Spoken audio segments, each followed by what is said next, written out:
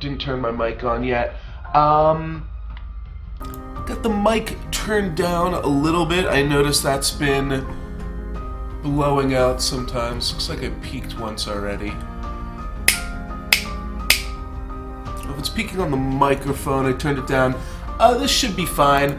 I'm also trying a little bit of royalty-free music in the background here. I'm gonna have to turn my mic up a little bit more. Let me know how this sounds, just kind of messing around with these qualities. I'm also gonna listen to this back later, but not gonna bother with it right now. So, Modern Leagues, after all that. Sorry, get that out of the way. Doing some modern Magic the Gathering online league play here. 5-round tournaments, and basically the gimmick that I am going with right now. This is one of my favorite cards back from when it was standard legal. I can kind of explain the story for a second as we're kind of playing the games as to why I love this card so much. But said every time I go 4-1 or 5-0 in the league, I'm going to add another Quillspike to my deck. I can't remember if I went 3-2 or 4-1 yesterday, but you know what? I'm going to add it in. So we aren't just going to go up to 62 and 63 cards when we add in the remaining Quillspikes. I think this 3 Quillspike deck list is actually a 60-card deck list again. But for right now, my 2 Quillspike list just contains me adding a Quillspike to a list and making it 61 cards here. So that's what we're going to go ahead and do, and then I want to jump in a competitive modern 5-match league. Oh, you know what? Before I do that, do I have to save this deck or anything?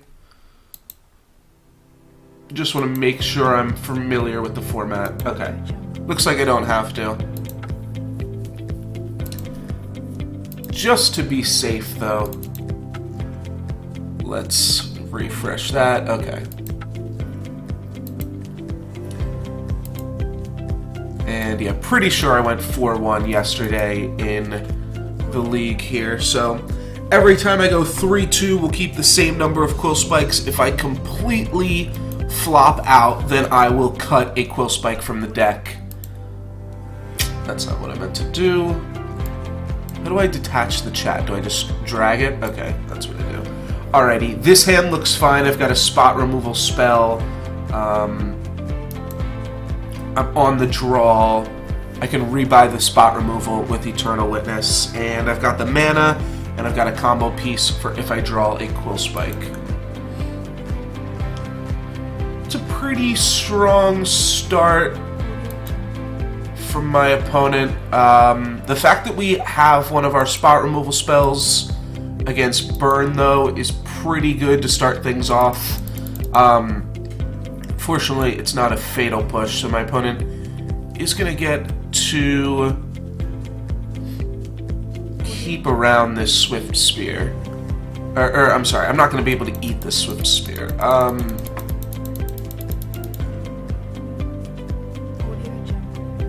So I can go turn 1 path.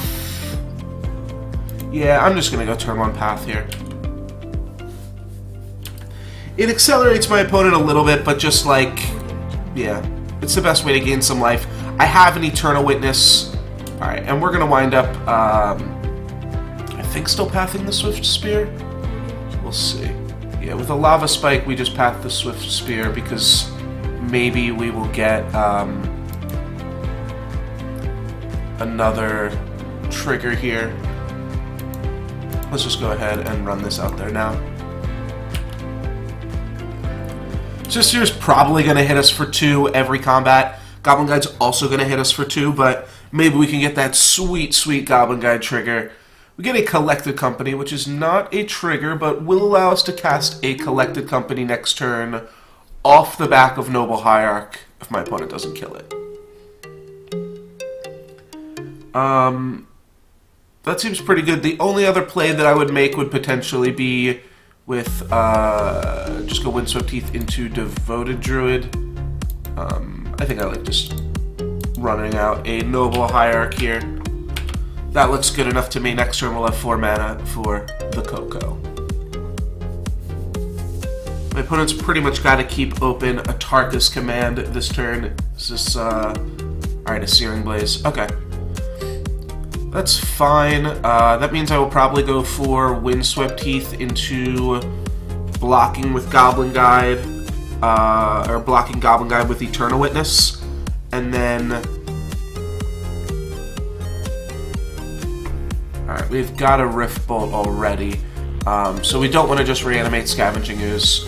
I'm going to go ahead and just get green mana. And then the following turn we can go Scavenging Ooze plus Path, or Devoted Druid plus Path. Get all the green mana out here. This game's still definitely winnable. My opponent has effectively 3 cards here. One of their cards is the Rift Bolt that is suspended. The other card is the card that's in their hand. The other card's the Goblin Guide, and then they'll draw a card here off the top of their deck. So we could lose this turn, but this is not a horrible showing to put up against Burn.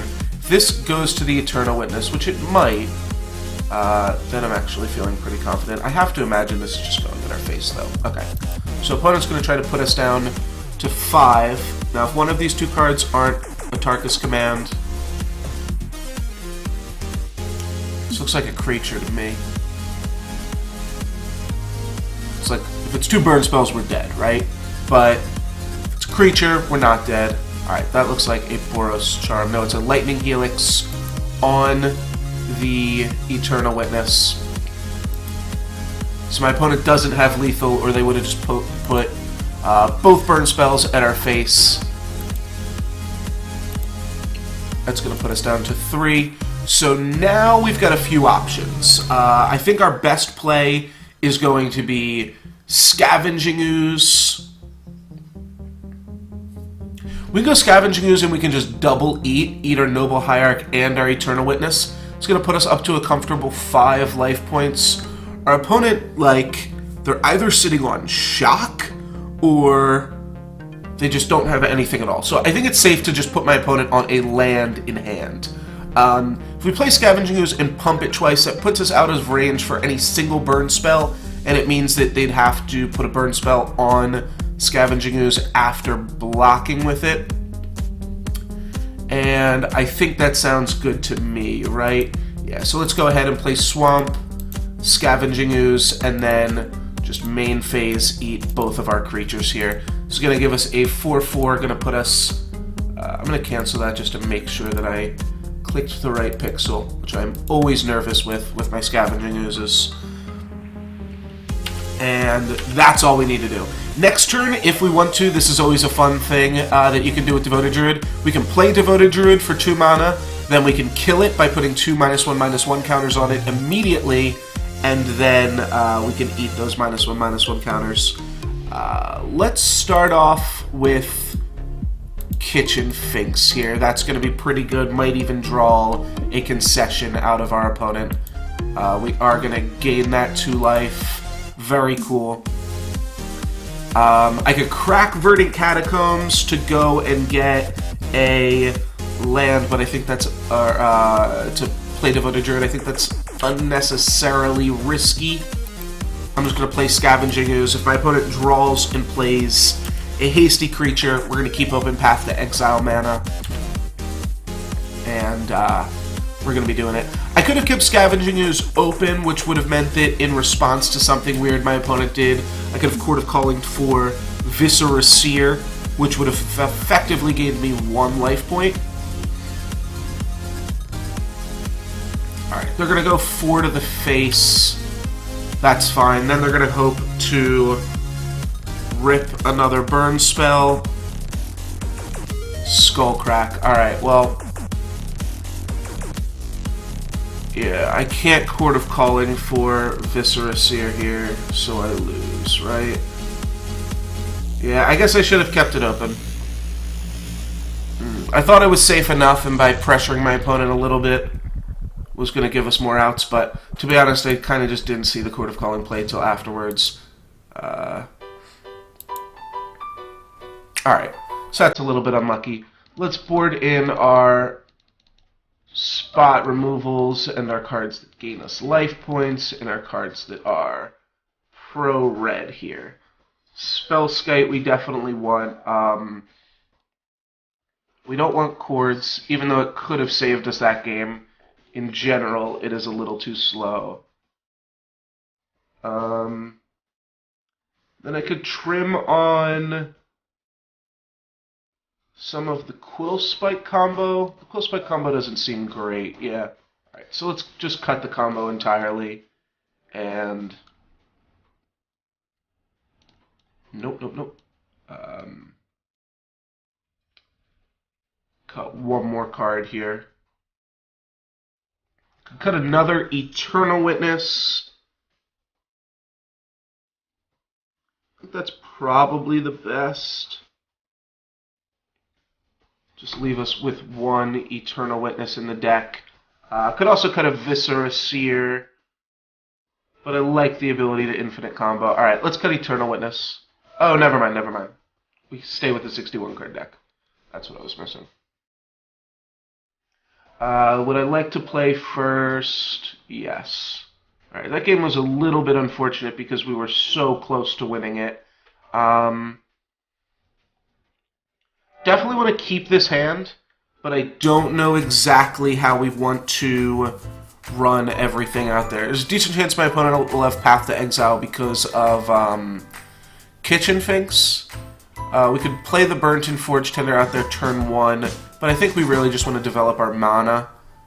So I'm going to just go ahead and get a Birds of Paradise out there. And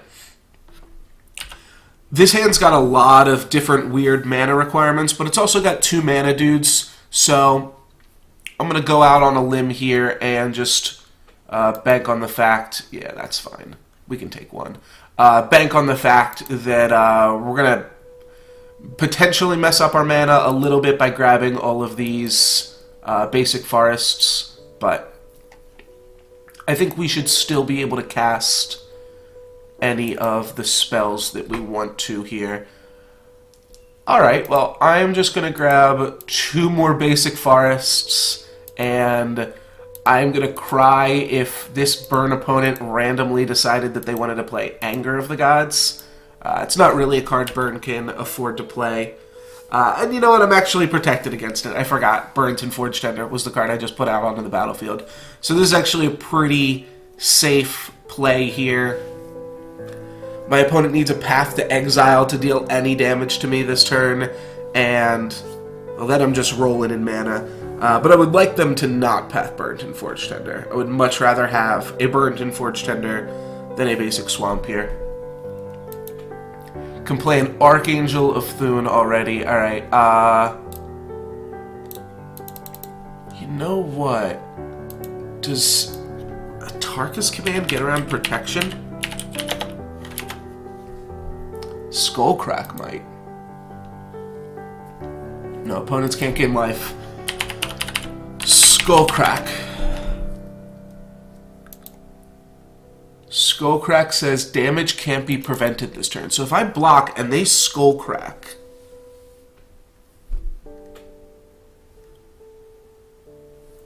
I lose my Burnt and Forge Tender.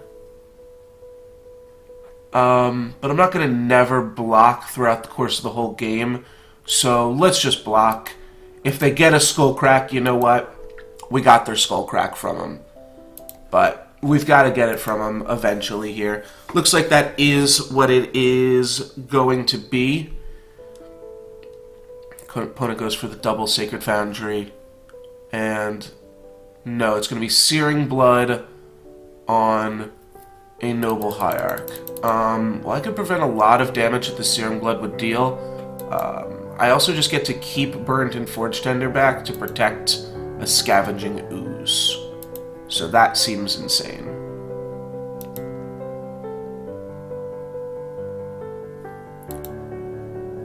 Alright, land is fine here. Oh, you know what? Collected Company is actually really good. So I can play Scavenging Ooze and attempt to Abrupt Decay this Swift Spear. That would be pretty good, and then that would let me untap and pump up the Ooze twice. Pretty sure I just want a Coco here, though. Let's main phase it so that my opponent can't attack his command or anything weird in response. Let's grab, I think, yeah, Kitchen Finks, Eternal Witness, and then any order. And we are going to have enough time here to just recast this company.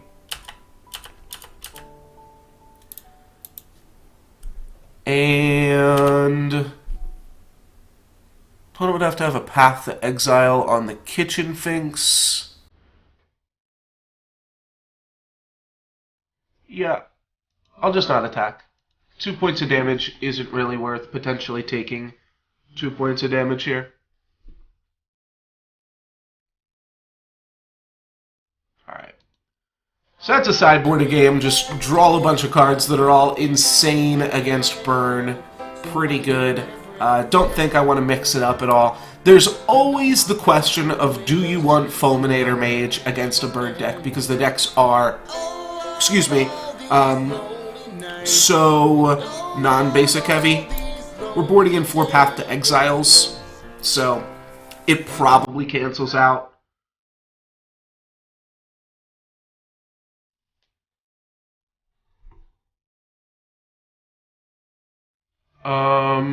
So what do we have here? We've got a Spellskite, then we've got an Eternal Witness to rebuy the Spellskite, and we've got an Archangel of Thune as a big bomb. But we're on the draw. Our opponent mulled to 6.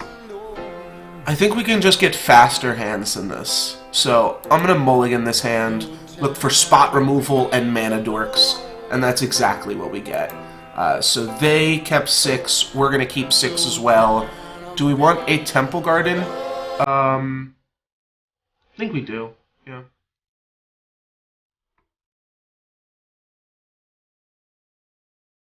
Opponent could have the Searing Blaze for the turn 2 Noble Hierarch, so just want to respect that.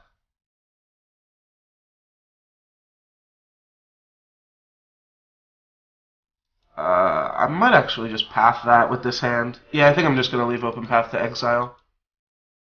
Means that we are being pretty slow here ourselves, but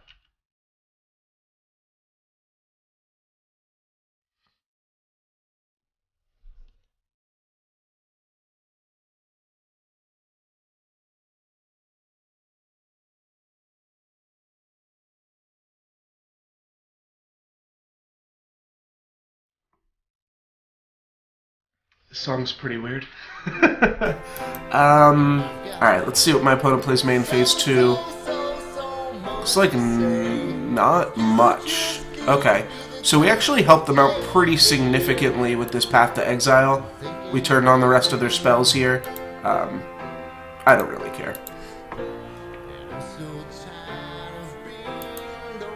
I'm neglecting to get any black mana this game. Hopefully that doesn't bite us in the butt too much here. Alright, they are going to take out our Noble Hierarch. So our Noble Hierarch just effectively gained 3 life points there. That's really not bad. Alright, I'd love to protect Scavenging Ooze, but we're going to tap out the next 2 turns for Collected Companies. Scavenging Ooze is going to go ahead and gain us 3 life points just like Noble Hierarch did. And this is maybe the juiciest Rift Bolt target that I've ever presented to an opponent, but we gotta give it to him.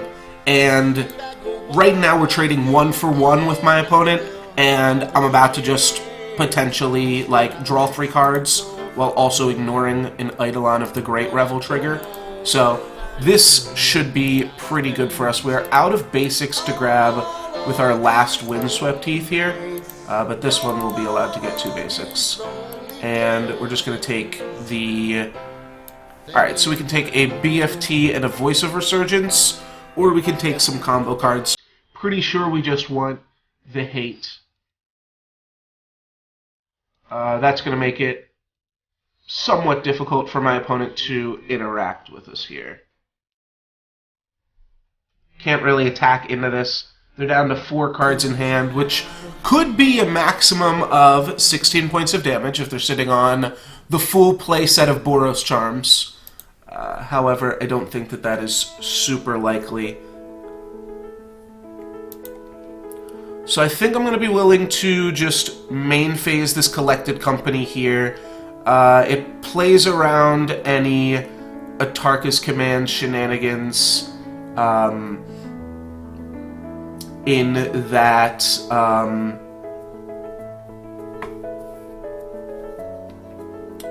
if my opponent wants to Atarka's Command or Skullcrack the Kitchen Finks, I will get a monster of a creature here. Just thinking if I want to grab an untapped swamp. I don't think I do. My opponent also has Path to Exile in their deck. So let's just start off with a Collected Company here.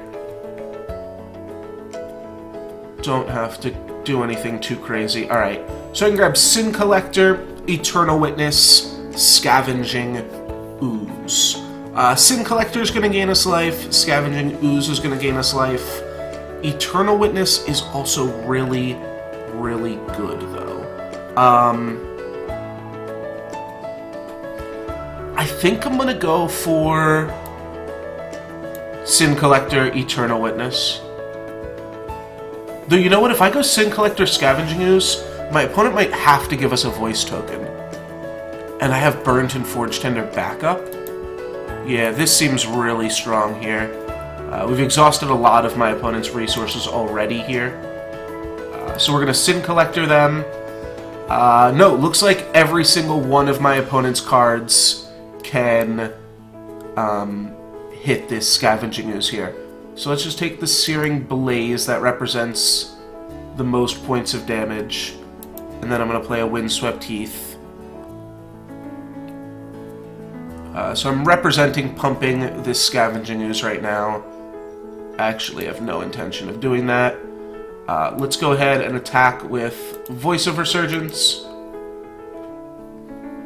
My opponent is actually going to trade here because the voice is annoying them, and I think the Eidolon's also annoying them a little bit too. Now there are 4 creatures in the graveyard, so I do think I want to go ahead and protect this Scavenging Ooze here. On my turn, I'll be able to just pump up the Scavenging Ooze. I'm pretty sure this is a Lightning Helix directed at Scavenging Ooze. Yeah. So I'm going to choose the Lightning Helix here, and then on my turn, I'm just going to make this Scavenging Ooze as big as I possibly can. Let's crack this now. Okay, yeah, my opponent sees the writing on the wall. I get to eat 1, 2, 3, 4, 5 cards on my turn. Obviously, the basic planes would prevent some of that, but that's going to give me a 7/7, and I would also just get to attack my opponent for 12 there. So my opponent was pretty much dead. Pretty much dead. Alright, that is round 1 for this Modern League with Quillspike. I'm going to turn down this music just a little bit here, but let me know how that all sounds with the music and all of that in the background. So if we take a look here at the deck list, just want to pull that up as some new people join the stream here. We've got a Collected Company Quillspike deck. Move these over here. 3 Quarter Callings in the deck.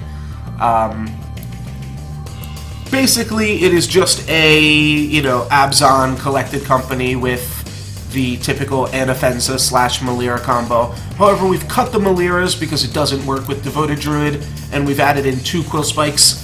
Every time... Oh, okay. I thought it would pop up or something on the bottom, but I missed the Q pop there. Sorry about that.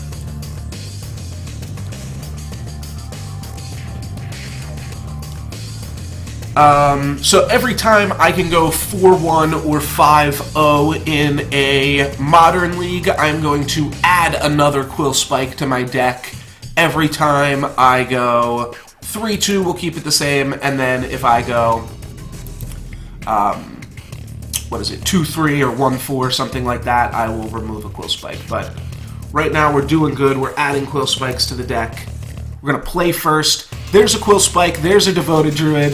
This hand looks sweet. Here we go. Let's see this dumbass combo in action. Would love to be playing against something uninteractive here, like Tron or Boggles or Affinity, something that these combo pieces are really going to shine. Only have access to 3 mana on my second turn, so it's just going to be Devoted Druid plus Keep Up Quillspike. Looks like it could be a Delver deck or a Grixis control deck with Scalding Tarn. Scalding Tarn isn't a great card if you want your opponent to not interact with you.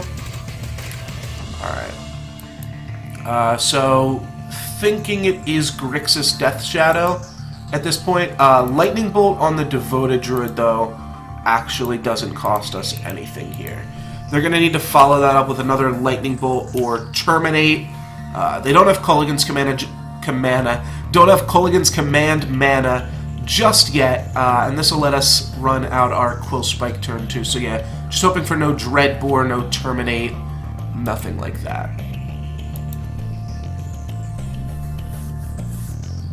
It is indeed Grixis, we can tell by the Scalding Tarn here, and based off the amount of damage my opponent is playing, looks like they are going to want to put a Death Shadow onto the battlefield soon. They're going to Thought Scour themselves and then maybe play a big Delver creature. Not Delver as in Delver of Secrets, but Delver as in Gurmag, Angler, or Tassagir. Alright, they've got a 5-5. Well, you know, 5-5 is decent, but Quillspike is much bigger than a 5-5 here.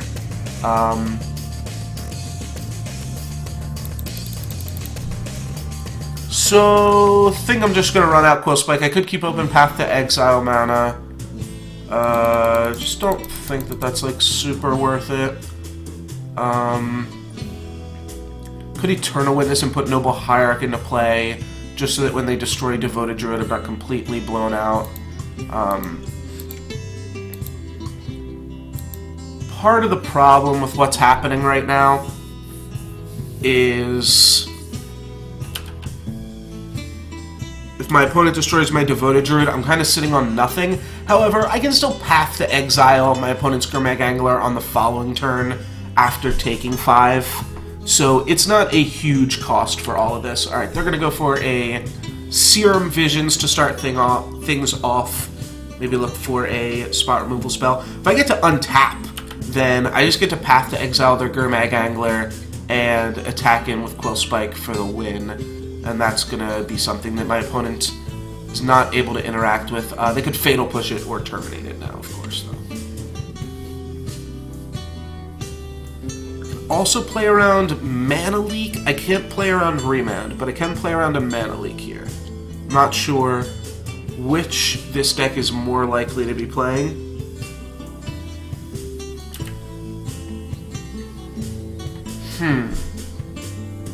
So there's like a small chance my opponent just doesn't know the combo. I'm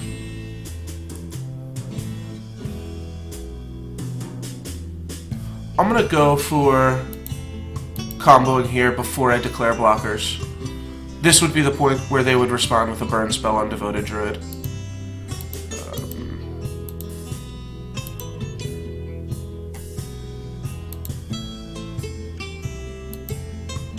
Alrighty. So I'm gonna go ahead and make Quillspike a 10-10 real quick. That'll put it out of range of any type of burn spells. Alright, now the jig is up. Now they see what's happening.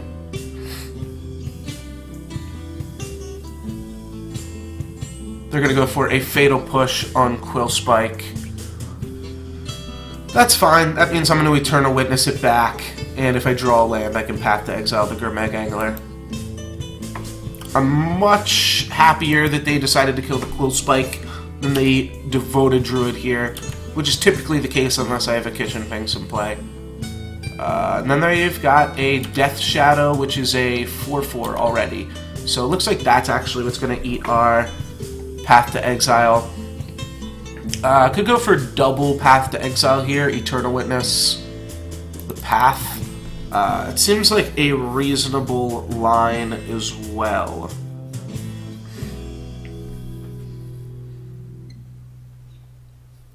Yeah, let's lead with this. We also have double Eternal Witness, so like we can just block something like Gurmag Angler for days. So the question is, do I want to take 2 damage off Temple Garden? And I think the answer is yes.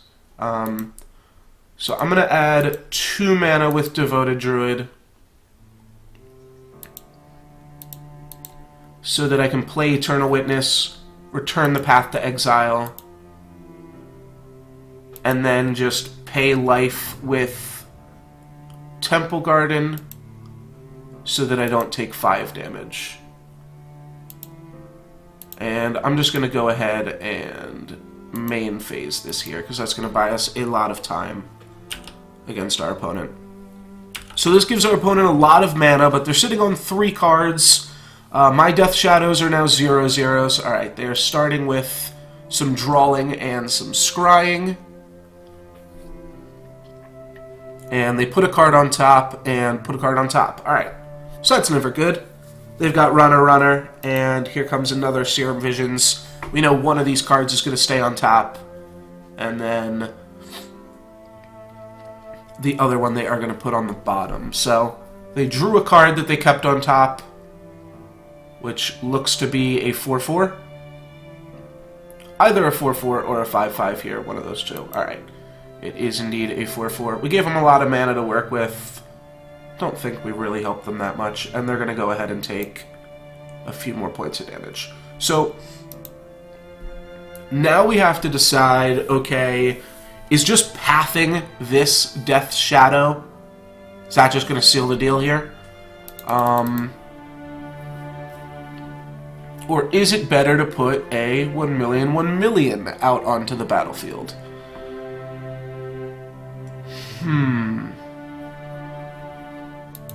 Yeah, you know, I like just the safe route here of let's just grab an Eternal Witness.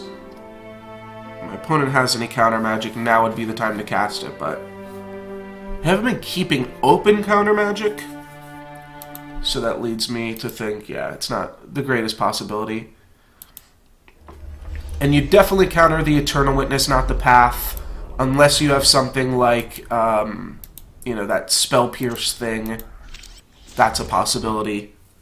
It's like counter it unless I pay 1, unless they have Ferocious. Alrighty. So maybe they've got Lingering Souls or something like that.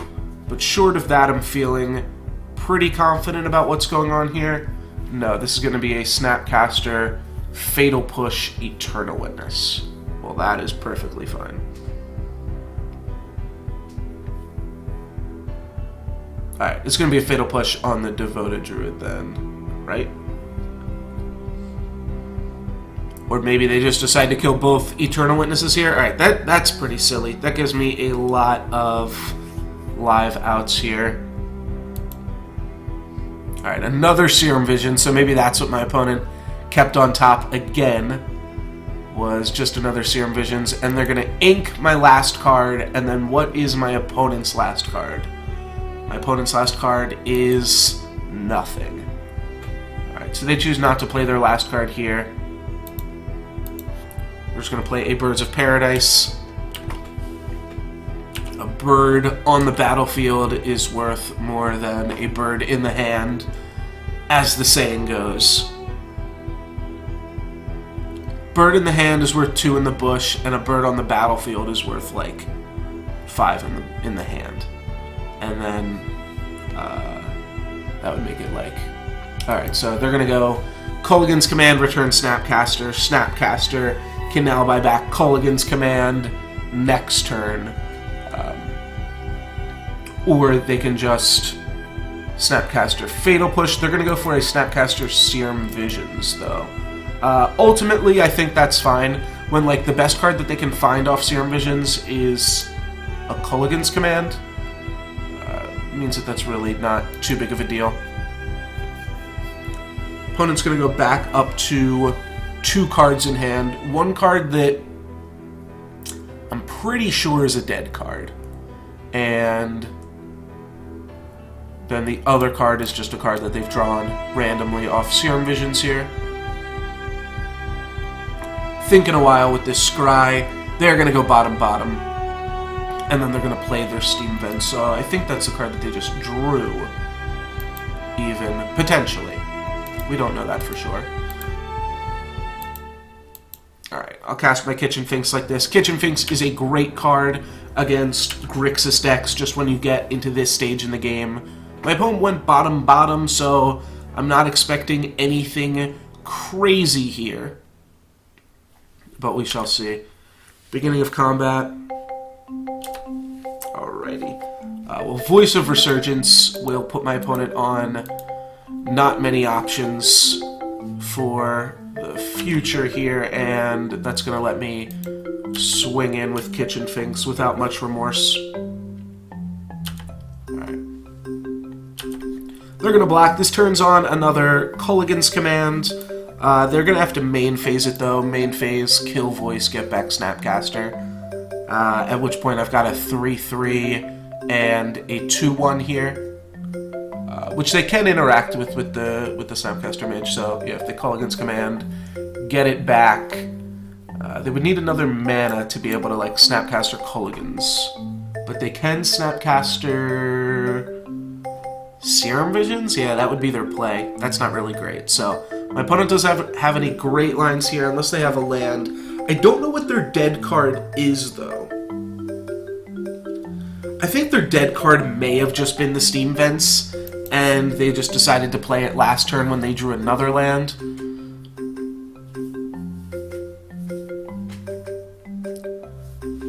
Alrighty, there's another land for my opponent. Are we going to see a 7-7 here? Wait, did they just crack a... okay, they cracked it for the Revolt, and then they're going to kill Kitchen Finks. Alrighty, let's go ahead and run this dude out here. Archangel of Thune. Pretty insane monster. Alright, yeah, so they cracked that for the Revolt ability on Fatal Push. They did indeed decline to get a land here, so it looks like my opponent's got 5 fetchables. I mean, if Polluted Delta can't fetch your land, I don't think anything can fetch your land. They might have one basic mountain as well in their deck. Thank you, Bacon Poet. Yeah, was out of streaming for a little bit, was doing some work, and was also just a little bit congested, and this is one of, like, my favorite things in general, is this Quillspike random-ass combo deck. So I figured if I was going to get back into it, this was one of the best ways to do so. My opponent is going to go for a Tasigur and an activation of Tasigur, which is fine. So now we have to give them a card here, and we get to give them a Tasigur. That's pretty brutal. So, yeah, we give our opponent a Tasigur there. Pretty much gave them a dead card. We get to put them down to 1, which means we're going to turn their Death Shadow into a 12-12. You know what? With Voice of Resurgence backup, I feel pretty confident that we can go ahead and make this play here. Eternal Witness, get back Path to Exile, and then Path to Exile Tasigur. Yeah, opponent sees the writing on the wall. This is a constructed tournament. Yeah, we are 1-0 in this match, and 1-0 so far in the league. We beat Burn round 1, and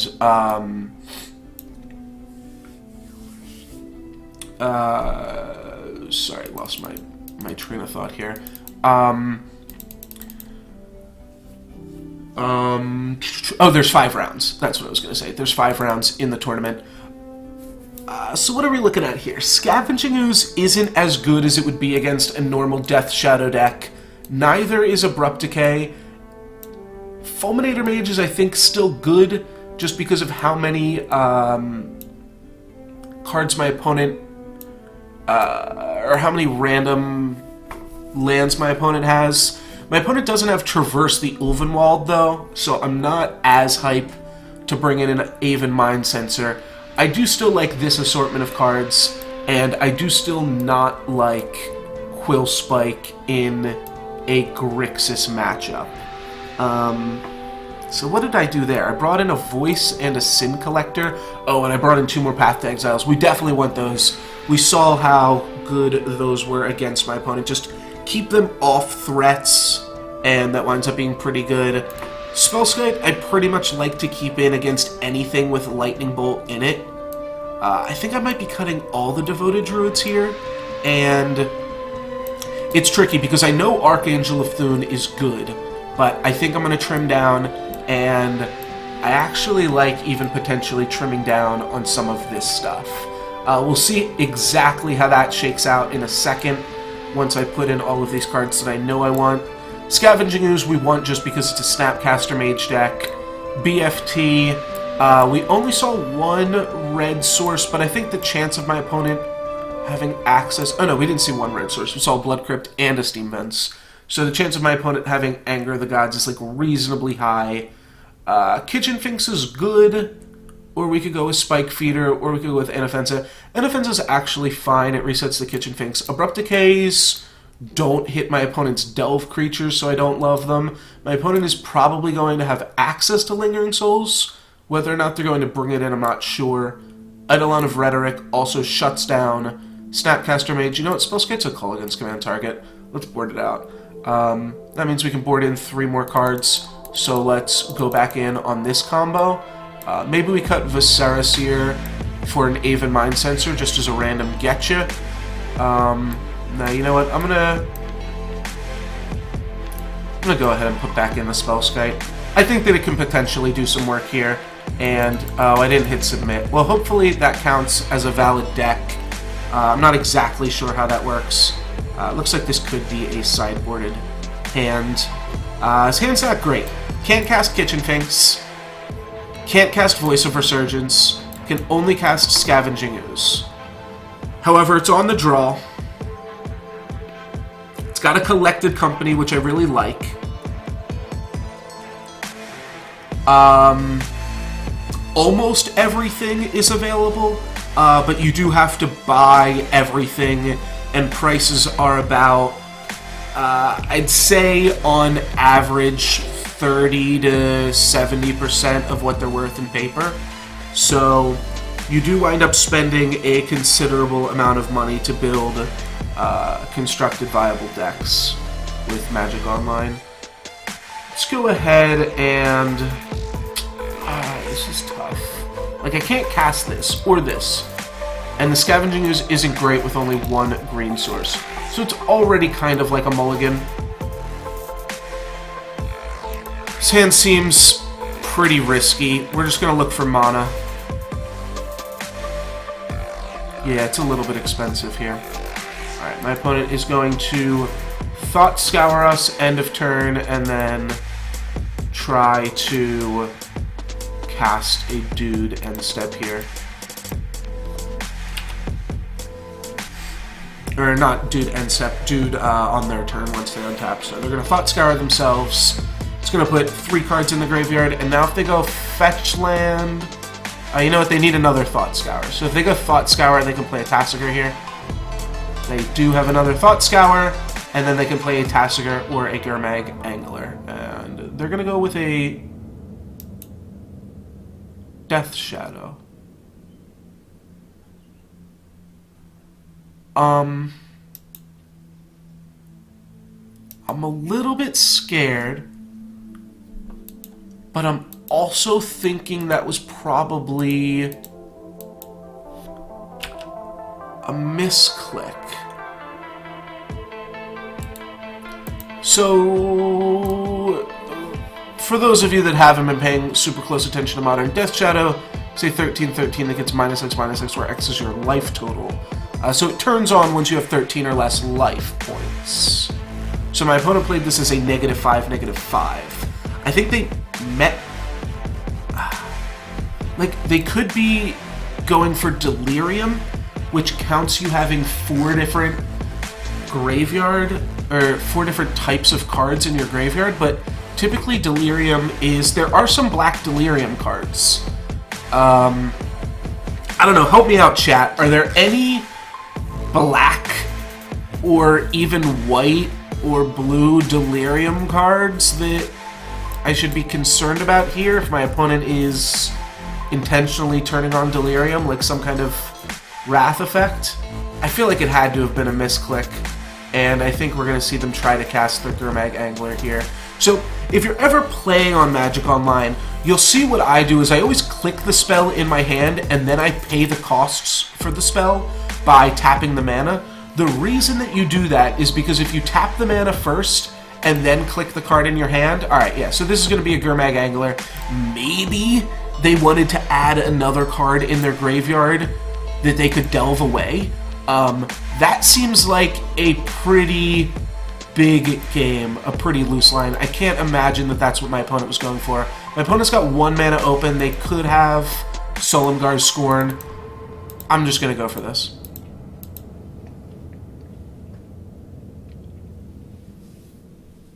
Alright, we get a Fulminator Mage, so we can cut my opponent off Watery Grave, or we can just completely cut them off white, most likely. This is the same white land that we saw game 1, so there's a chance... Now, my opponent didn't fetch for the Godless Shrine. Yeah, my opponent didn't fetch at all. So we don't have any idea of what they have access to in their hand. If we take them off Watery Grave, then we cut them off of Snapcaster, Serum Visions. Cut them off Godless Shrine, we just cut them off of white entirely. I'm just going to go and not do anything too crazy. Just hit their Watery Grave here and hope that that just messes with them a little bit. I'm not trying to completely cut them off a color here. Just kind of mess with them. We could have waited until they drew a red source. But, like, one of the only things that they can... I guess they probably... That probably would have been better. Because they are... I want to put these back. Alright. So their mana's fine again. And what did they do? They Fatal Pushed our Birds of Paradise. That's fine, too.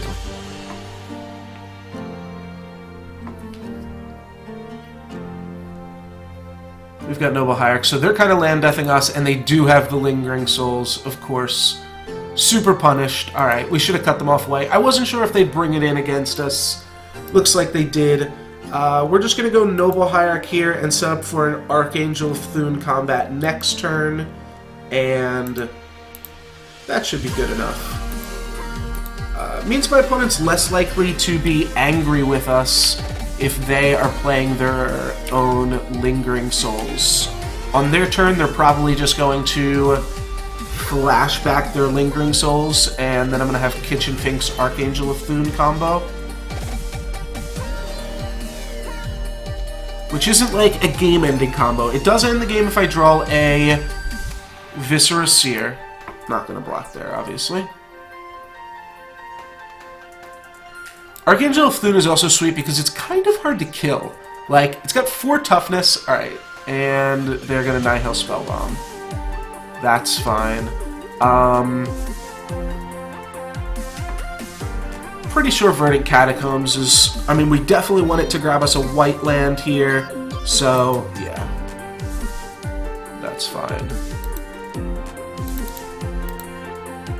And what I'm going to do here is a play you guys have seen me do before, but the idea is if we attack with our Kitchen Finks now, our opponent can trade 3 spirits for it, and then blow up their Spell Bomb and exile our Kitchen Finks.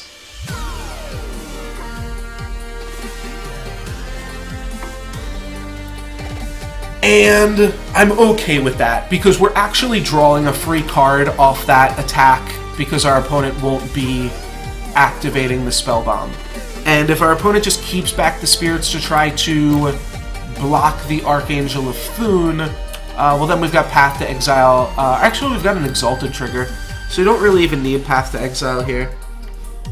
Not sure exactly what my opponent can do. They can keep attacking with Gurmag Angler, and that is fine, but we're going to gain so many life points. I'm going to take this here. This puts us down to 5, so we're in double bolt range. However, my opponent doesn't have any red mana. Alright, my opponent plays a 4/4. That's a reasonable card. And another 4/4. Yes, indeed. Alright, well, this would have been really good for them if the Gurmag Angler had come out a turn earlier. Alright, and now my opponent has Spellbomb to protect against that infinite combo. Did I board out Spike Feeder? I'm pretty sure I did, right? And I don't have access to Quasali Pride Mage.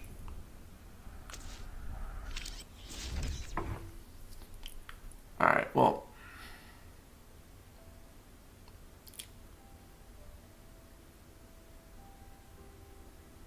Oh, I don't know why I didn't crack Verdant Catacombs. That was pretty dumb, eh? Alright, well, Archangel of Thune still puts me in a pretty good spot. I get to gain a lot of life points from it. Let's start with that. Oh, how can I check my sideboarding game? A Baldwell. If you know how I can do that, that would be super helpful. We're gonna... well, maybe we don't.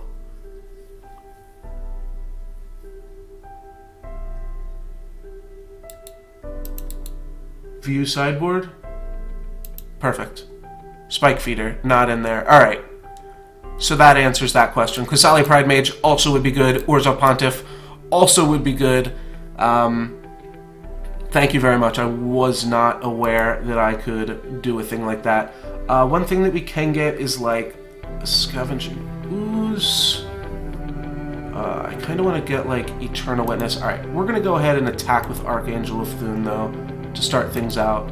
That Exalted trigger. Now my opponent can just take this. Or they can chump block it. It's about the same. Alright, so now all my creatures are bigger. Archangel of Thune is lethal for my next attack. 1, 2, 3, 4, 5, 6, 7. So I can go and get a creature with X equals 3.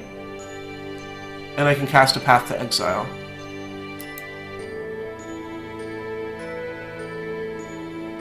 I can go get a creature for X equals 2. My opponent has to be a little bit careful here. They don't let me have a lethal swing back. So they can't really just attack all out with these spirits. Alright, they're just going to attack with these. Death Shadow is probably lethal. This Death Shadow is also probably lethal.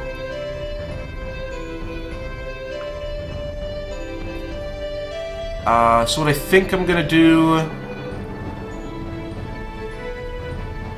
is block with Kitchen Finks, Path to Exile the other Death Shadow, and then go for a Court of Calling.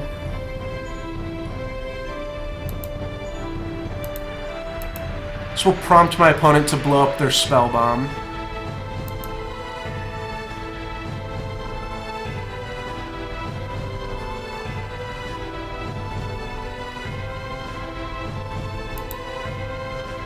It does actually put us dead to Lightning Bolt.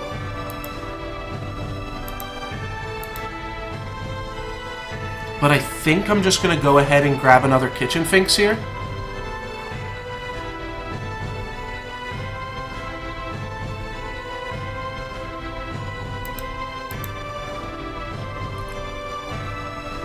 And grab a Spellskite, which I think would be pretty insane.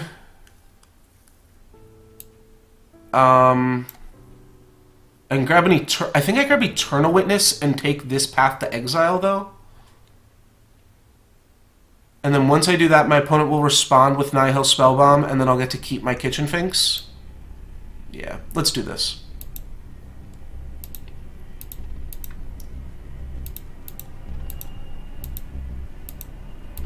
Alrighty. So X equals 3. We're going to go Court of Calling. We're going to grab... We could even grab another Kitchen Finks here, which would have been insane if I grabbed a Kitchen Finks and blocked this one. Oh, that would have been really nasty. Oh, that was probably better. Oh, well. No way to change that now. Yeah, I can't gain, like, a shitload of life. So, yeah. We grab Eternal Witness. We say, Eternal Witness, you're going to get us back this path to exile. And now my opponent has to decide if they want to let me have path to exile. And we put them in a bad situation here, regardless. Oh, yeah, I just looked in chat. My opponent, 9 minutes ago, said no good, wrong card when they cast the first Death Shadow. That's pretty unlucky.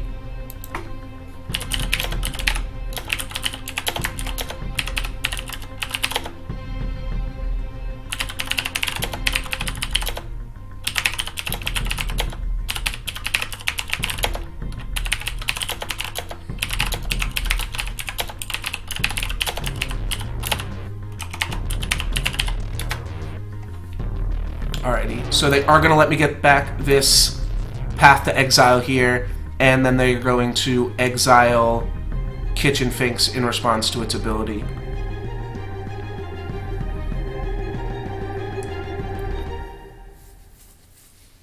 Winds up being okay. That means we've got enough creatures back on defense to start blocking Gurmag Angler. We've got a path to exile for Death Shadow. Yep, there's the Spell Bomb. Paying it off that Godless Shrine that just gets to taunt us now because I let them have 4 chump blockers here. Alright. There goes my graveyard. And then Flooded Strand. And they have an Inquisition! This looks like an Inquisition of Kozilek. Oh no, this is going to be a Gurmag Angler. Or Tasigur. One of those two. At which point, okay. And I think that's fine. Pretty sure I can just straight up erase a Gurmag Angler. I am at 3 life points, but I'm going to gain 5 more life points here. Huh. Do I want to play this? Yeah, it's also really unfortunate that I fetched this swamp and didn't go and get a white source. It's actually kind of killing me here. That's fine. I still have enough white mana to be able to do this. So let's start with Burrington Forge Tender. My opponent kept just Lightning Bolt in their graveyard, and we have Burrington Forge Tender to say, you know what, Lightning Bolt? That's not going to be a thing anymore. Archangel of Thune's going to get in there. They're going to have to chump block this one. I'm going to go up to 8. This game's going to be pretty close. So now my idea is to have one bird that could potentially block a Spirit. Burrington Forge Tender and Eternal Witness can double block an Angler here, which does turn Snapcaster Mage back on. And then I'm going to path to exile this Death Shadow.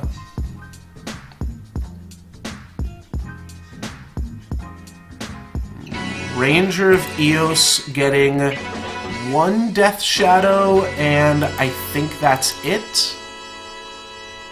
I think my opponent only has access to 1 more Death Shadow. This Flooded Strand's also pretty awkward here, too. I don't think this Flooded Strand can get another Watery Grave from my opponent. Okay, but that Bloodstained Mire could go and put another Death Shadow into play. So they have their 4th Death Shadow. That is the last card in their hand. And they're going to go ahead and put it into play. Okay. Moment of truth. How many creatures do they attack with here? Just Death Shadow? Well, that's an easy one. That's an easy one to figure out. We're going to path to exile Death Shadow. Don't have to worry about any double blocking. Oh, wow. How brutal is that? Okay. We have to really consider now if Archangel of Thune needs to get in there. So if Archangel of Thune attacks What do we have? Oh, yeah. We gain 6 life points. I keep forgetting that part of Archangel of Thune, that I'm about to just gain 6 here with this Exalted trigger. It's a little... like, if you just keep a lifelink creature back on defense, there's no way you ever lose. But if you only keep it back on defense, you also never win. So here comes Snapcaster Mage Lightning Bolt? No. That's a lot of black mana. Interesting. Tasigur? I don't know. I don't know what's happening here. Oh, it's the Street Wraith for the 5-mana Swamp Walker. We saw that happen against us yesterday, too. Much to our opponent's chagrin, we are going to Path to Exile this Death Shadow. But we're also going to get even better value than that. Our opponent's Hellbent. We know exactly what the jig is here. We get to double block both anglers here. They're only going to attack with 1 angler. Well, the reason for that is I'm going to have 5 lethal creatures. 1, 2, 3, 4, 5.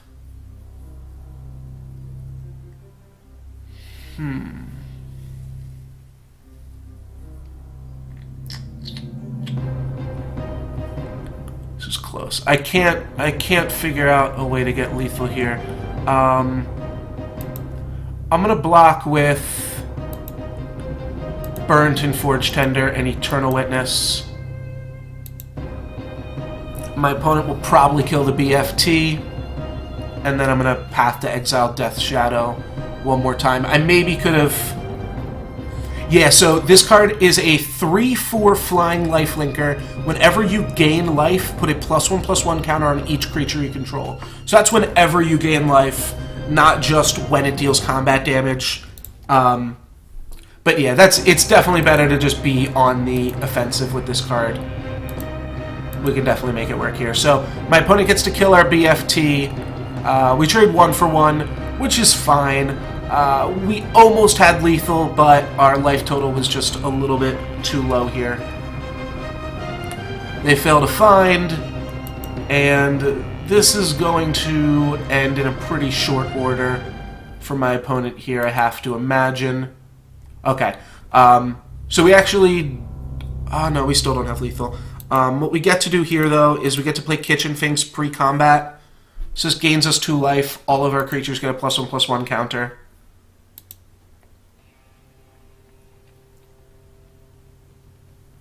So now when we attack, Archangel of Thune obviously has to get chump blocked, and my opponent also has to have an answer to Eternal Witness here, and I don't need the Exalted trigger. I'm going to go up to 23 life points here. This is probably just going to trade with an Angler.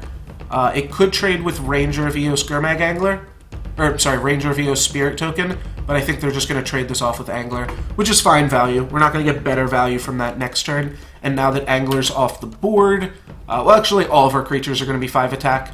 Both of these are going to be bigger than Gurmag Angler. So yeah, I've got an 8/9, a 5/4, and 2 5/6 mana dudes. That's the biggest I've seen a Birds of Paradise get in a while. My opponent cracks 2 fetch lands, and they have had enough. Perfecto. So that makes us 2-0 in the Modern League here. While we find our match, for those of you guys just joining us, I'm going to take a look at the deck list here. This is Quillspike infused Anafenza / Malira Company. However, we've cut all the Maliras. For more like gameplay videos of it and stuff, you can check out my YouTube channel. I've been streaming it the past 2 days, doing a Modern League each day. Yes, it's a Pterodactyl of Paradise. It is quite the threat. It is not just a lowly little bird anymore. I don't think there's any Kappa needed there. That's definitely a threat. A 5/6 flyer. That's huge. That's eating siege rhinos at that point. That Bird of Paradise is having a siege rhino for lunch. So that's pretty strong. And it is the noblest of hierarchs that I have ever seen. For sure. Alright, during the match we lost the die roll. Very, very unlucky. but we've got a Spellskite, a Kitchen Finks, an Eternal Witness, and some mana. You know what, this hand's pretty slow, but I like it. I like it against a lot of what we could see. Obviously, we don't want to play against something like Tron, but we never want to have to play against something like Tron. It's going to be something like Junk, though, and honestly, I think this hand is fine for something like that. So we get to play a turn 2 Anafenza. Spellskite will never get a bolster trigger. Alright. They get to take our Eternal Witness. So Eternal Witness is great, it's just Inquisition fodder. Doesn't break up our combo. Obviously I would much rather just... Okay. They must have another discard spell to follow that up with on the next turn, because there's no way you ever let somebody keep an Eternal Witness. Or they have a Scavenging Ooze for next turn, maybe? Not super sure. I am comfortable cracking a Verdant Catacombs here for a basic forest spell. And putting a Spellskite onto the battlefield. My opponent could have Path to Exile in their deck, so it's important to keep some basics in our deck still. Oh, this music's getting a little bit obnoxious. Let me know how you guys feel about the music. I just put in a... they do have the Scavenging Ooze. Alright, that's super unfortunate.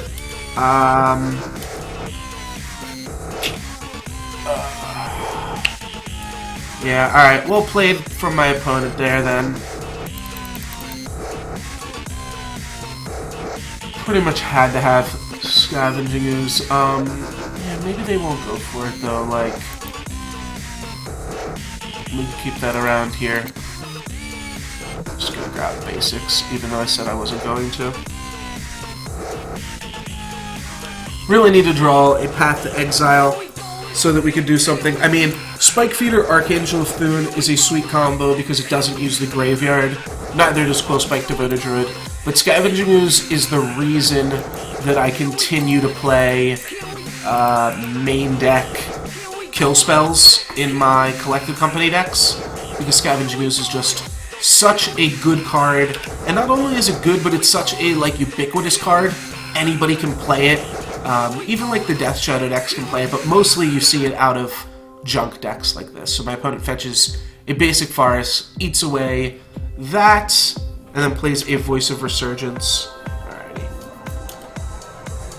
So now if we trade Kitchen Finks with Voice, our opponent gets to eat the Voice as well. You know, that's not a horrible draw. My opponent continuing to keep open green mana. Just a little bit unlucky. I think I'm just going to develop Overgrown Tomb first and play Spike Feeder.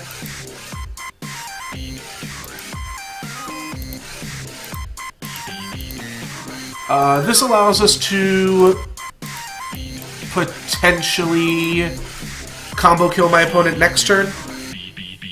Obviously, my opponent's going to be packing a lot of removal, but we do have a Spellskite on the battlefield, so my opponent would need to have 2 removal spells open. Fatal Push plus Path to Exile. This is going to be an end-turn Fatal Push on the Spellskite, yeah. Just to keep away any shenanigans. My opponent knows that I've got another Verdant Catacombs in hand. They know that I have the mana to cast an Archangel of Thune next turn, so they just want to make sure that's not at all a possibility. My opponent's not leaving open white mana, though, again. Yeah, I could trade Spike Feeder for Voice of Resurgence. They definitely don't want to attack with Scavenging Ooze. I could trade Spike Feeder for Voice of Resurgence, but then Spike Feeder's gone. It's in the graveyard. And my opponent's just going to eat it with Scavenging Ooze. They're going to have an even bigger Scavenging Ooze. I'm going to take it. For this turn, I'm going to take it. And Collected Company. Alright, that's not quite where we wanted to get. But I think still pretty decent. There's nothing that we could hit off this that wins us the game, but if we get multiple Kitchen Finks, that means my opponent has to start keeping up multiple Scavenging Ooze mana, and we're not going to end of turn this Kitchen Finks into double Voice of Resurgence, so let's go ahead and... I don't know why I called it a Kitchen Finks. It is a Collected Company. Alright, Revelark is on the bottom of the deck. That is important to note. We're going to gain some more life points. I'm just going to play Verdant Catacombs here. My opponent already knows about it, but more importantly than that,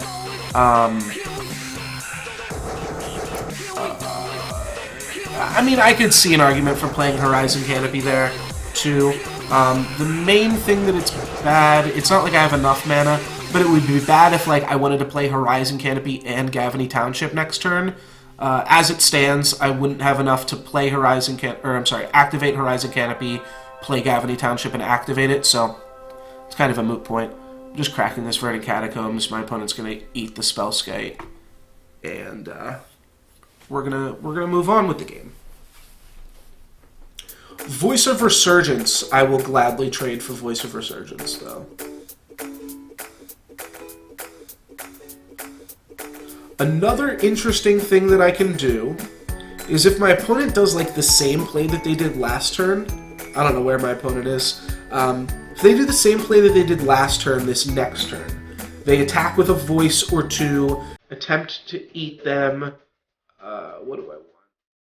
I guess I just want Overgrown Tomb. I don't need more black mana, but I also don't need more white mana. So, right, if my opponent, like, eats both of my Kitchen Finks, that would mean that I get to Eternal Witness. Actually, I don't want to always yield to that in case I draw my own Scavenging Ooze. I'd be able to Eternal Witness and get back this Collected Company. So, alright. Looks like they are going to make the same play, and this time I am going to take them up on that offer. And they're only going to be able to eat one Kitchen Finks here.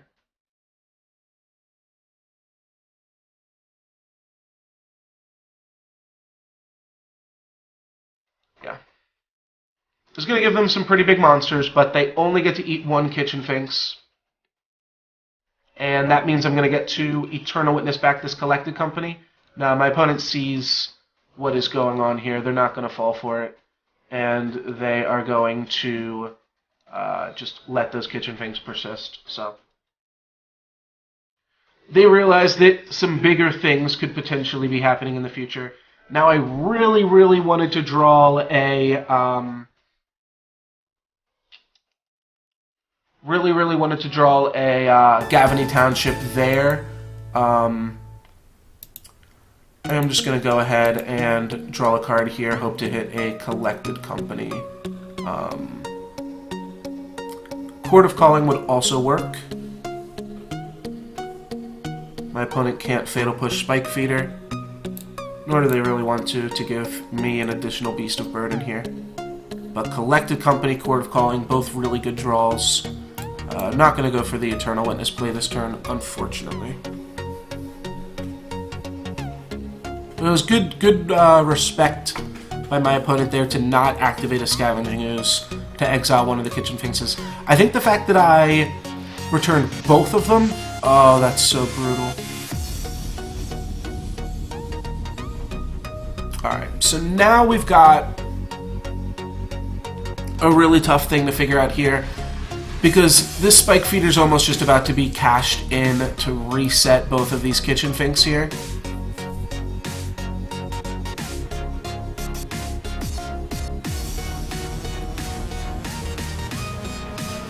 They're going to end a turn, either eat Company or eat one of their Voices of Resurgence. Make a huge Scavenging Ooze. I'm about to just lose to just big creatures from my opponent here, which is pretty unlucky. Would love to keep this Spike Feeder in play because I know the second that it goes to the graveyard, alright, they are going to eat the Collected Company there. So, they saw what I had in mind. They knew what I was doing.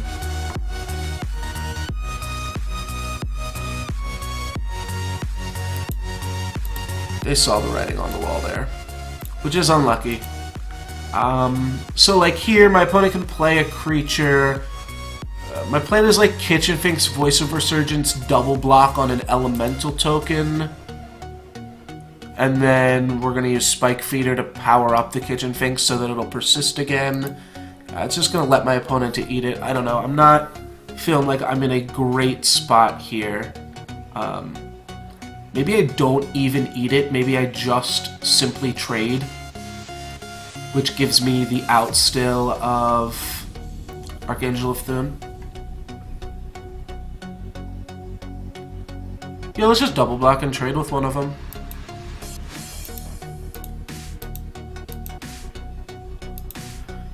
So give me a 3-3, and my opponent will have a 3-3.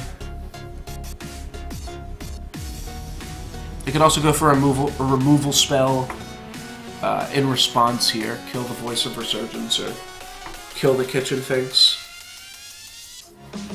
The one thing that would be great if they did, and I can't see any universe where my opponent does this, it would be absolutely nuts, but if they just tap out to animate this Shambling Vent, it'll turn it into a creature, and then these guys, which have power toughness equal to the number of creatures my opponents control, it'll get one bigger. Then I just like Spike Feeder the Kitchen Finks. Yeah. That's definitely asking for a little bit too much. Asking my opponent to make the worst possible play imaginable here. This actually isn't as bad as it looks here. My opponent's going to make me sacrifice a creature. I am going to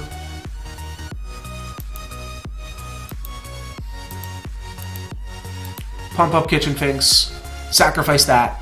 If they want to eat that Kitchen Finks, that'll mean I get to use Eternal Witness. If I draw a Path to Exile, I can almost win the game here.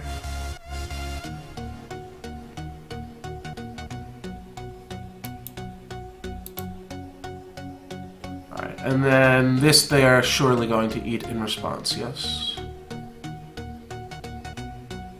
Yes, alright. So that one's too good of a target, and I don't have a Collected Company in the bin.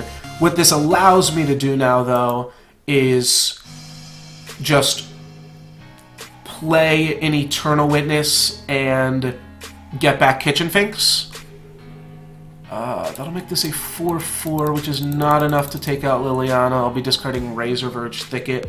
The problem is Liliana will get to activate again the next turn. I don't think I really have a way around any of this.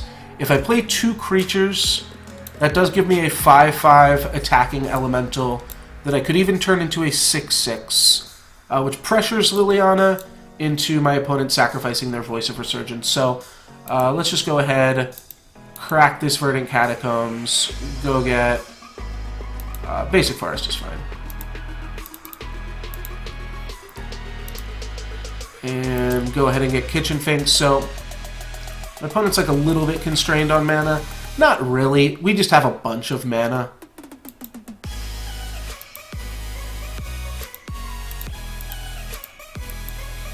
And yeah, we'll be discarding Razorverge Thicket to my opponent's Liliana activation. And I'm actually pretty fine with that. It's pretty likely my opponent would have to discard a spell if they'd like to activate Liliana. And the fact that I just get to discard a land, it doesn't really mean anything to me. Well, I think that works out A-okay.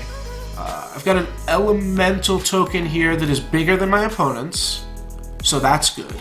I also have a Noble Hierarch that I can play, which can make that Elemental token into a 6-6. So, honestly feeling kind of okay. Alright, unless my opponent ripped a land, they're going to discard a spell here. Lingering Souls. Ah! Okay. That is great. That is really fantastic with the Elemental token. So, what is my opponent thinking here? I think they're thinking they have a spot removal spell. Fuck here. Oh no, they're thinking that this is a Scavenging Ooze. And they've got 3 mana open. They can give it +3/+3. So it's an 8/8.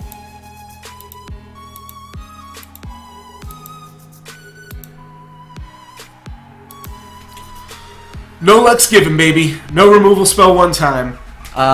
Scavenging Ooze really is just that annoying that this is a worthwhile block We're going to trade our Elemental Token, our Eternal Witness, and the first half of our Kitchen Finks for this Scavenging Ooze. But once we do that, we can always reset the Kitchen Finks with the Spike Feeder here.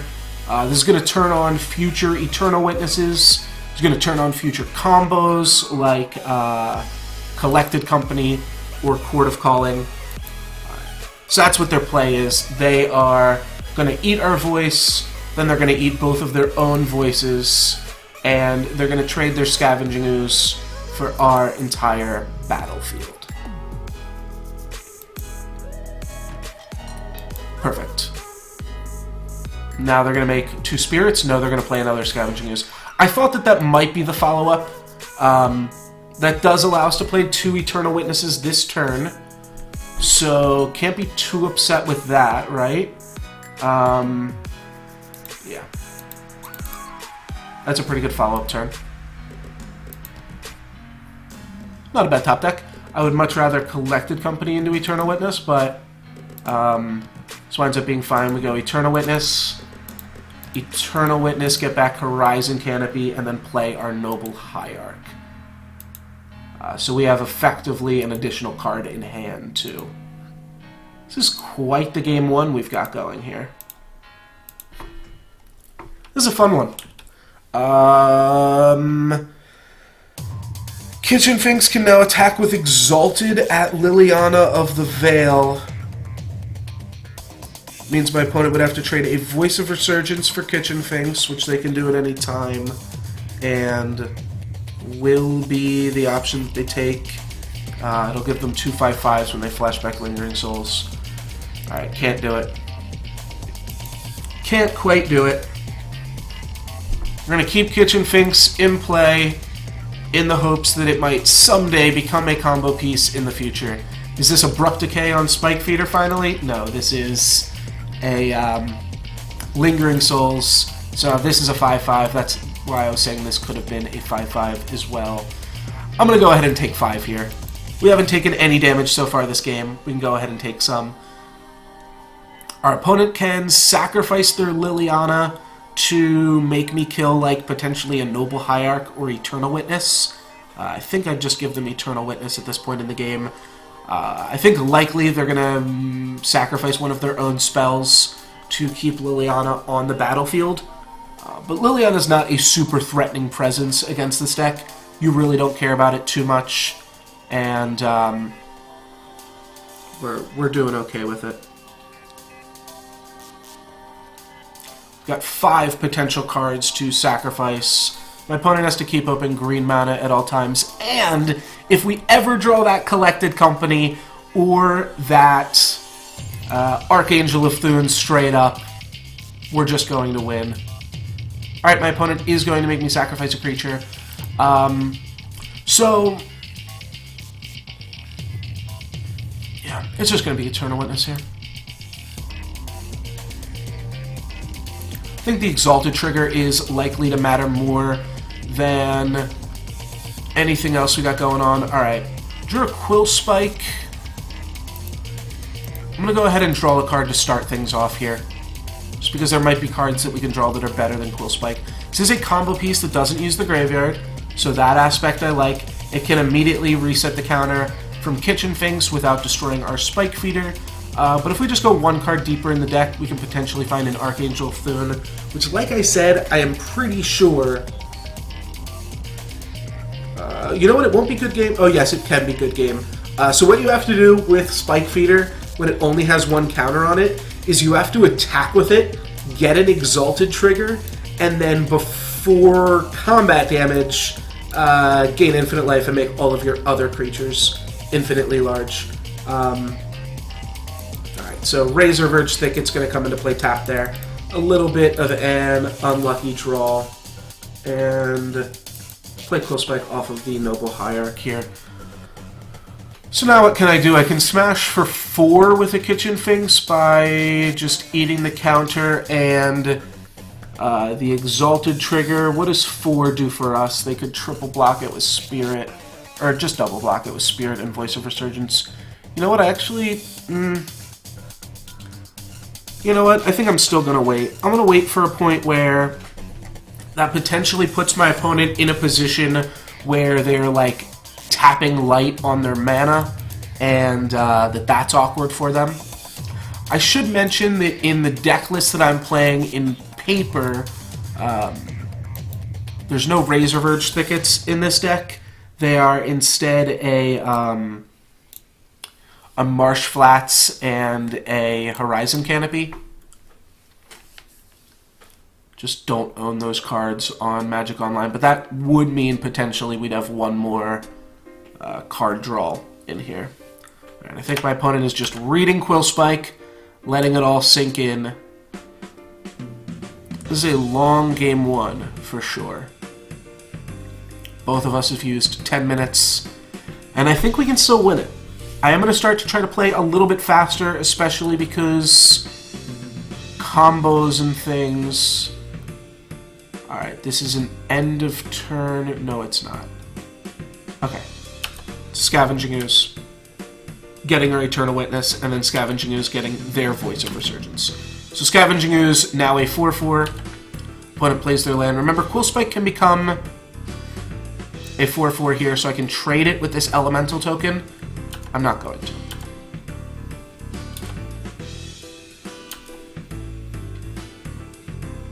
Don't know exactly what my opponent has in their hand, but right. The fact that Devoted Druid is a card that exists in our deck. Now, Devoted Druid can get Fatal Pushed.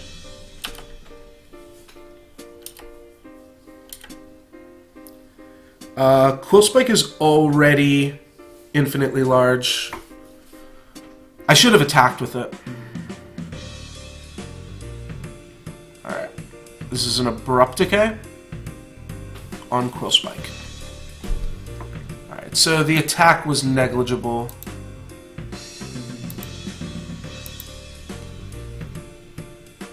Yeah, I'm just gonna die regardless. I could have attacked with it because what you can do then is you can like tap all of your mana to give it +3/+3, so I could have swung with it for like 10. We've got a lot of live draws now in the deck though. 2 Quillspikes because we did win with this deck yesterday, so there are 2 Quillspikes in the deck. Alright. This is a Cast Lingering Souls. I don't imagine there's going to be a flashback here. Oh, interesting. They're going to attack 7/7. There's no more cards. Oh no, there's 1 Scavenging Ooze. Oh, that's really unlucky. Okay, so this is now a lethal attack.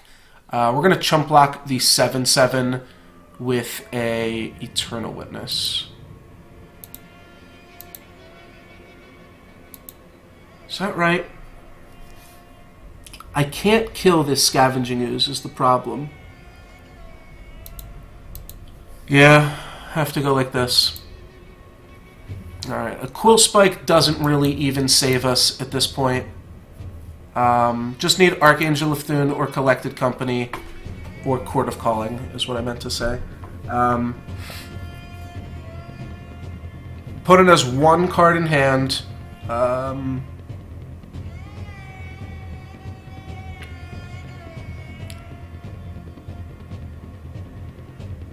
Think we just run it out there. Decent chance my opponent still has an Abrupt Decay in hand.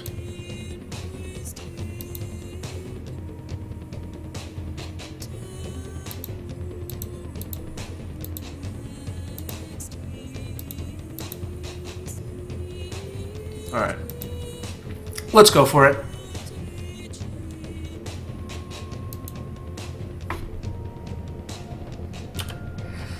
So what we do is we attack with Spike Feeder, we get the Exalted trigger, and then we're going to remove a counter, gain 2 life, and we're just going to gain infinite life here real quick. Alrighty. Cool.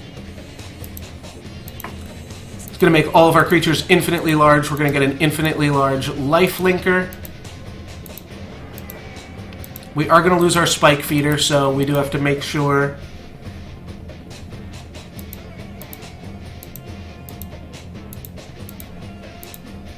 Alright, I'm just going to concentrate on this for a second, enjoy the royalty-free music in the background while I combo out.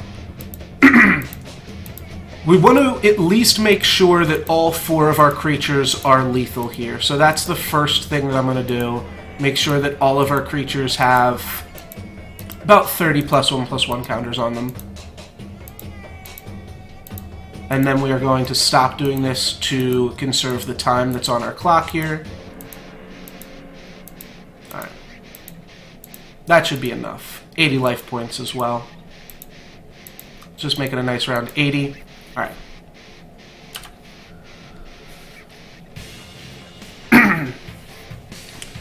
Yeah, then they're going to trade with Voice of Resurgence. They're going to get another 7/7. That's fine. I've got 3 insanely huge monsters. That's why you never concede. This game was an insane game of Magic the Gathering.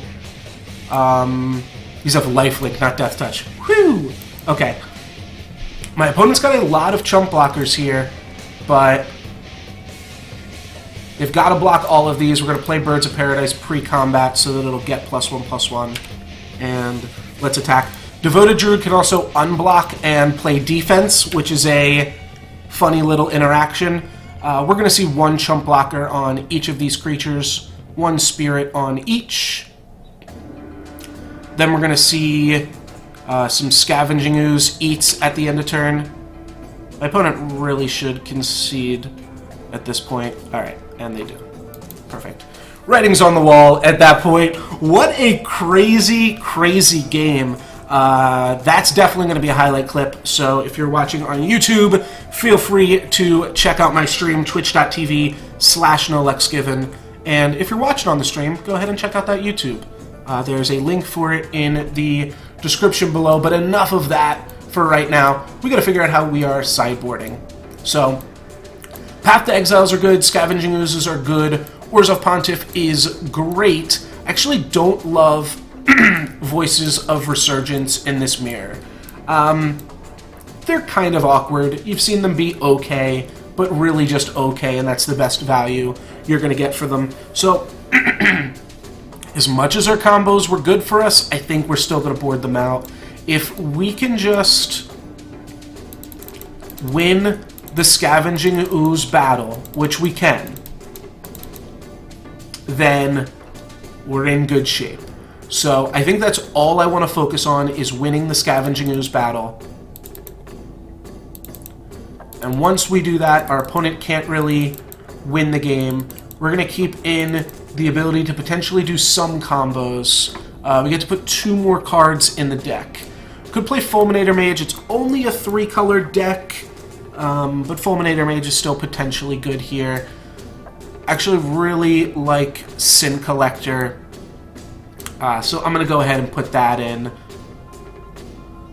Yeah, really just want to win the Scavenging Ooze War. Maybe Spike Feeder earned his keep. Maybe he was good enough. Just because some combo that doesn't use the graveyard is really good. It's so awkward to board out the cards to just win you the game, and that whole time I was like, oh, just draw a Quillspike, just draw a Quillspike. But it's not really great. It really isn't. And it's important not to be, like, super results-oriented on something like that. However, having said that, I don't really love many of these options. So I'm thinking, like, what if we do this? A 2-1 split? No, I don't love that. Let's go Spike Feeder and put in Fulminator Mage. Gives us a combo without using the graveyard. Puts us a little light on 2 drops. But we're keeping in all of our 1 drops. Yeah, I think I like this. That was a really good game.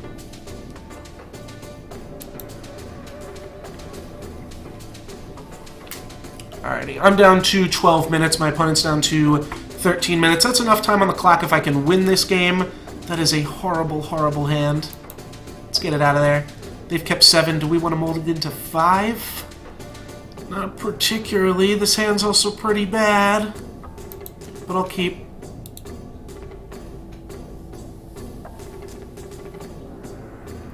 I think I just want to look for a Mana Dude. If we can put a Mana Dude out there turn 1, this hand gets a lot faster. Or a spot removal spell. That would be good too. Alright, Temple Garden, potential for turn 2 Anafenza Into turn 2, Eternal Witness, get back Verdant Catacombs. This is the Ooze. Alright, so my opponent realized, hey, you know what? Scavenging Ooze was pretty good for us. What if we do that again? And that is why we have now 6 spot removal spells against this deck. Here come the Voices of Resurgencies. Alright, that's fine. I'm just going to crack this now.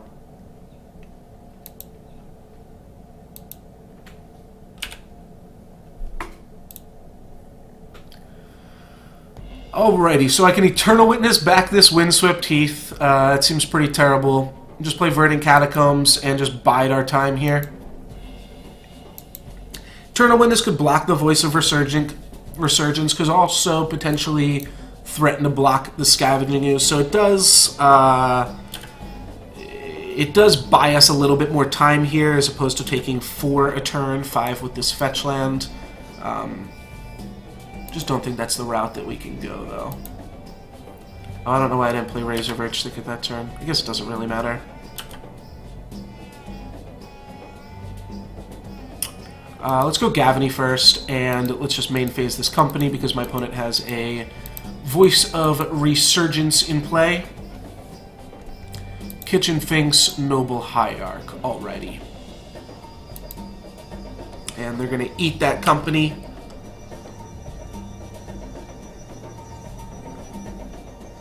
On my end of turn here.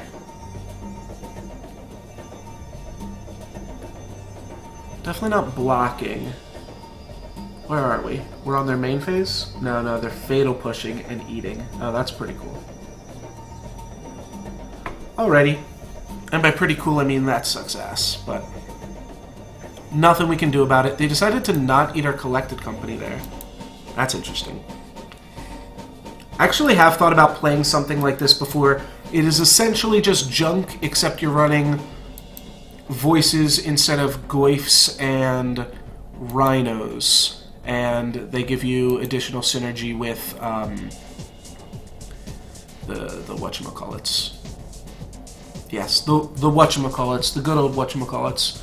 Alright, so Chord of Calling can go and get something somewhat unimpressive this game. I think I'm just going to put a big flyer onto the battlefield. Yeah, let's do it. Pretty much just lose when my opponent Path to Exiles this, but maybe just by hitting my land drops, I will... Yeah, so like next turn I can go and put Archangel of Thune out onto the battlefield. No, this is going to be a Path to Exile. I can still do it. So next turn I can just tap out, put Archangel of Thune onto the battlefield. Hope that that's enough. I don't think it's going to be, though. I didn't realize that was waiting on me to put Revelarch's ability onto the stack with no legal targets. Alright, so they hit me for 7 here, down to 2. They're going to Thoughtseize, take Chord, because Eternal Witness is blanked at this point. No spot removal spells. It was a risky hand to keep. Pretty dead to Scavenging Ooze. So I'm at 2. What can I possibly hope to do? Well, with Path to Exile, I can go Path, Eternal Witness, Path, and actually just survive. So, that's fine. That's a start. I will have to chump block with Noble Hierarch. Yeah, they're going to eat the Chord in response. But this is definitely a start. Yeah, I'll play Forest.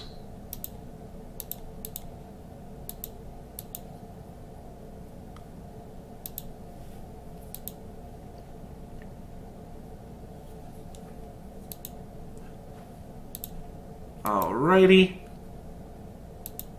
It might just be worth conceding this game, but I think there's still a chance that we win. We trade with the Eternal Witness, we chump block the Shambling Vent, and then we just have to draw Archangel of Thune or potentially even something like Kitchen Finks. Path to Exile is going to do us in, though. Okay. Enough of that. So how did that go? Not great. Quillspike and Devoted Druid would have been horrible, though. Voice of Resurgence would have been reasonable. The fact that my opponent is playing so many voices of their own. Like, Voice does block Voice. Would we rather Voice than Fulminator, and would we rather Voice than, like, Spike Feeder? I don't think so on Spike Feeder. They do have a Manland. They are a 3-color deck. The thing is, their Manland isn't good, though. It's not a good Manland. It doesn't have Death Touch. It doesn't get a +1/+1 counter every time it attacks. It's just a 2/3. Excuse me, a 2/3 lifelinker. Yeah, I'm gonna not care about their Manland. We're gonna play first. His hand's pretty mediocre, but I'm gonna keep it. My opponent's got to have a Lingering Souls heavy draw eventually here, right?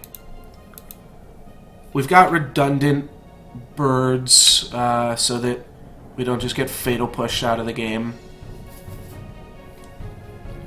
Alright, they're going to Thoughtseize, take Orzhov Pontiff here. If they don't take Orzhov Pontiff, then they at least know to play around it for the rest of the game.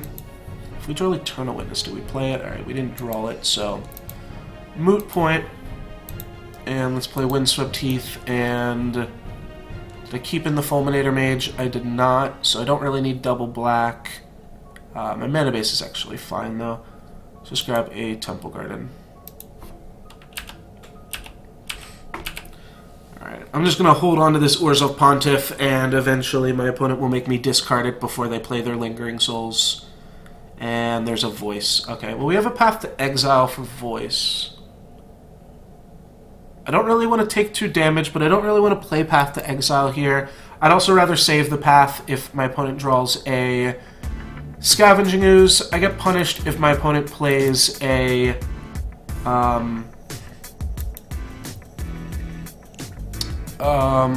what do you call it? A discard spell here. Anafenza? No, Maelstrom Pulse on Birds of Paradise. Alright. And Collected Company?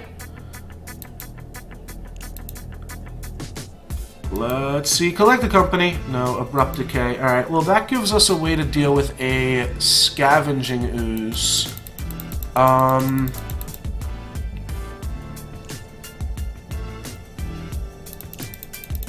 think I'd still like to wait one more turn just to constrain them on mana. We're not taking that much damage here, so we are ultimately okay with what's happening, just taking 2. My opponent doesn't know about either of our spot removal spells. They only know about Orzhov Pontiff. They might decide to play some... That looks like a Scavenging Ooze or a Grim Dude. Whatever his name is. Ooh, Collective Brutality. Alright, that's fine. I've got 2 spot removal spells in my hand anyways. They're going to take the Abrupt Decay. Leave me with... Or, I'm sorry, they're going to take Path to Exile, leave me with Abrupt Decay. This is Abzan Koko. You can find the deck list in the feed below Skyla. But it is Abzan Collected Company with some Quillspikes thrown in the mix.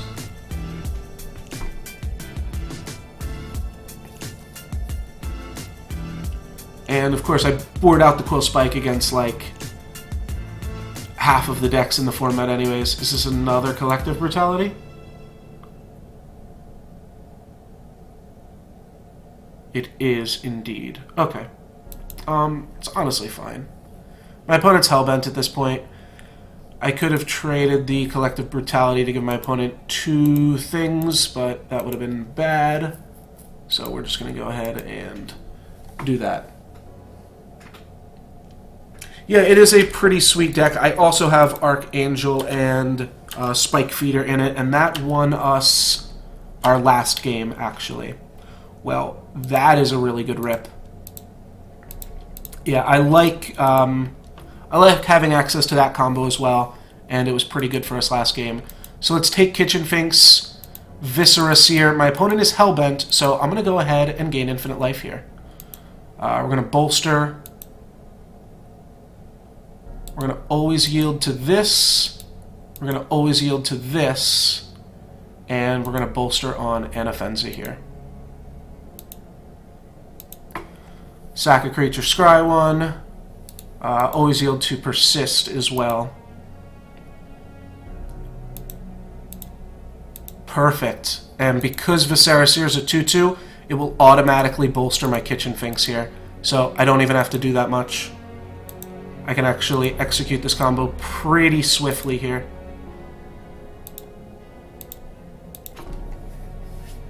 And I've got 5 minutes on the clock, but it's going to be our last game here.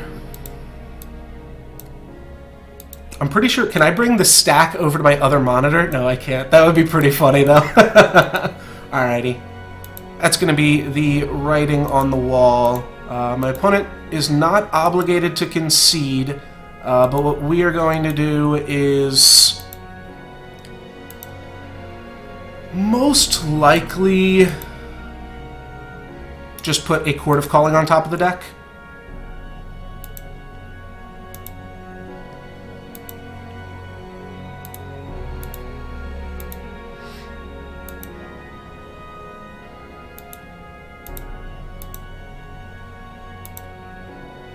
And that should do it. My opponent will have one turn to rip a spot removal spell to keep us from gaining infinite damage on them. But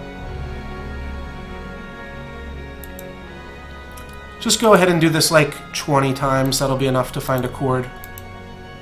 And enough time for me to still win the game here.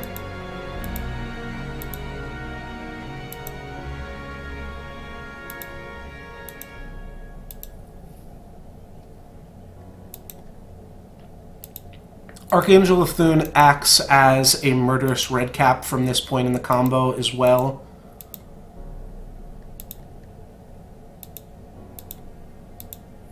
They really just need to allow you to gain infinite life in this game.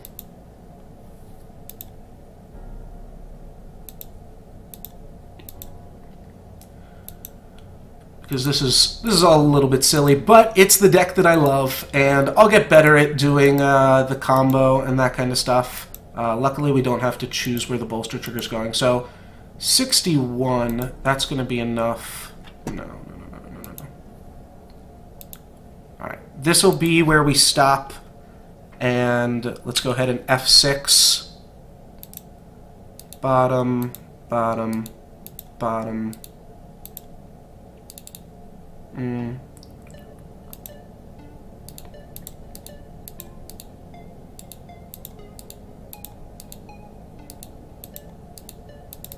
Shit. I knew that was going to happen eventually. Alright, turn off auto yields.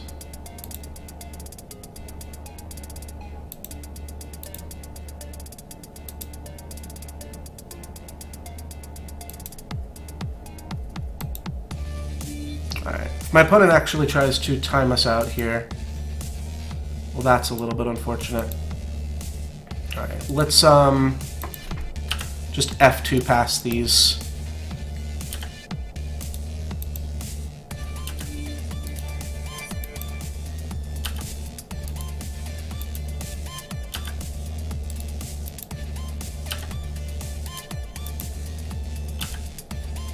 Alright.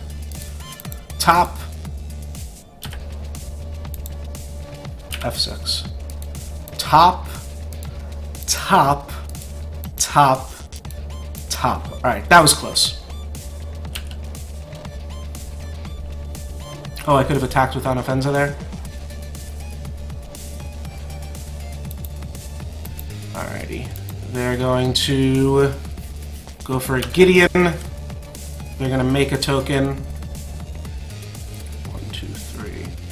Wait, I don't have enough to cord. Oh, that's dumb.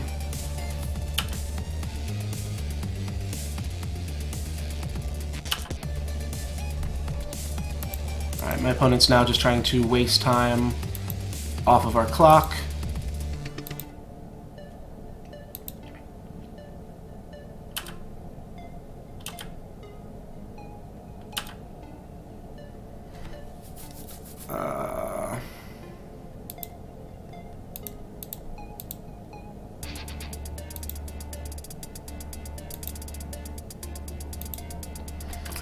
Let's give creatures I control +1/+1 until end of turn.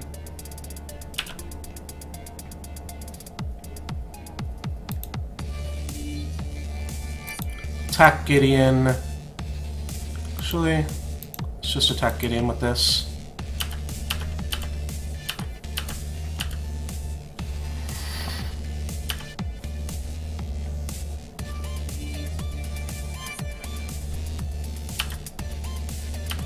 They're just going to try to win by timing us out, which is unfortunate, but it is a... Well, I guess... No, they're not just timing us out. That's fine. I'll scry one. I could have scried infinite times in response, but it's good enough.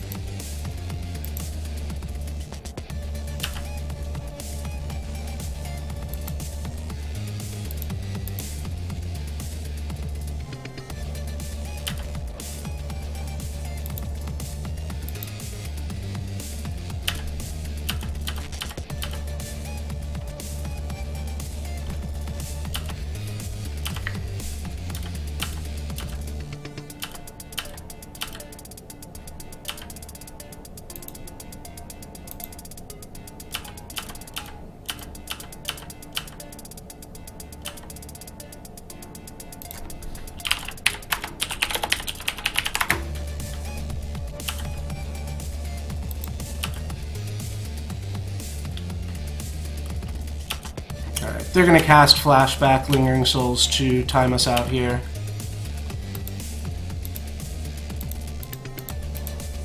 And here's how we would have won. We would have Court of Calling for Anafenza, and our opponent's going to win the match. Alright. That's unfortunate.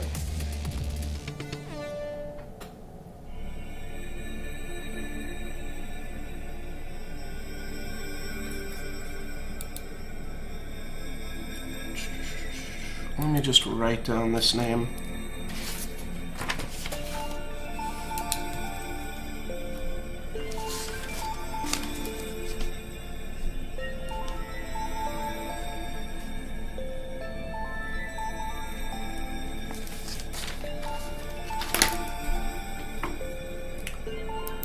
Okie dokie. So basically, I mean, he wins, but when somebody beats you like that,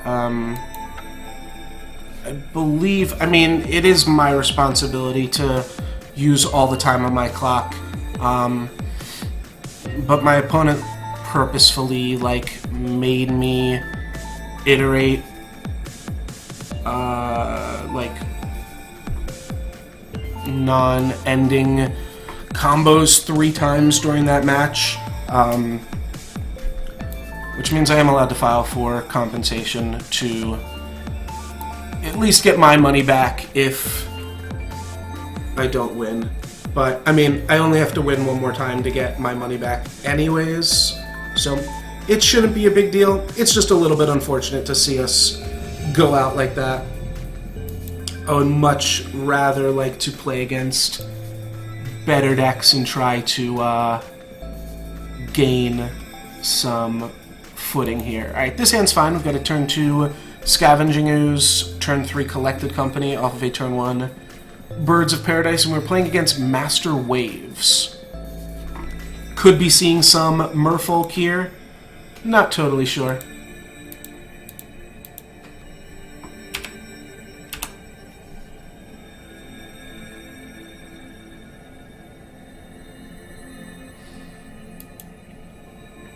do we have a Fatal Push or a Lightning Bolt? Excuse me. That is a Lightning Bolt on Birds of Paradise. Birds of Paradise is down. Mayday, mayday. Next turn we have a pretty mediocre turn of cast Viserys here. Don't even keep up Scavenging Ooze mana.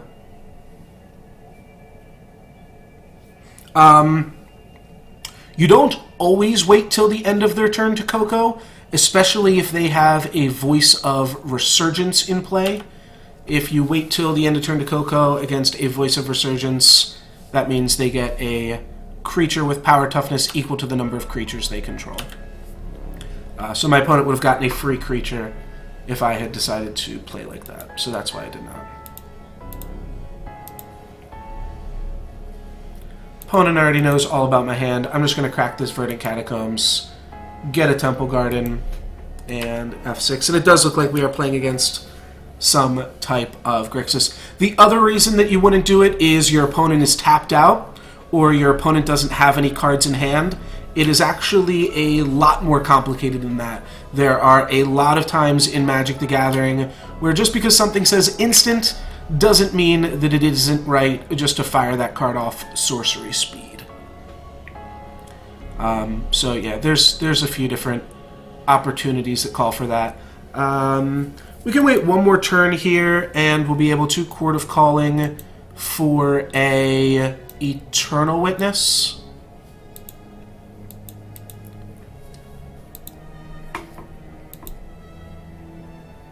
So I'll leave open Court of Calling. Maybe we go ahead and...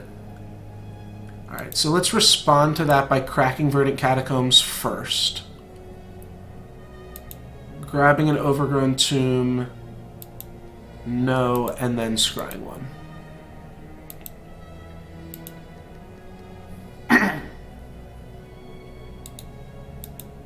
Right, we definitely don't need more lands, and we have Gavany Township, so...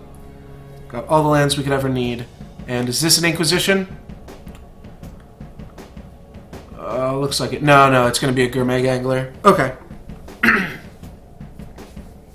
Gourmet Angler or a Tassiger. They're both about the same. Both of them will kill me in 4 hits here. Yeah, Gourmet Angler it is. They kept Lightning Bolt and Thought Scour in the graveyard. And we've got Spellskite and then Court of Calling. Let's run out Spellskite. This will allow us to next turn Chord for Eternal Witness, which all that really does, we can then either return the Collected Company, the Scavenging Ooze. Alright, they're going to Fatal Push that.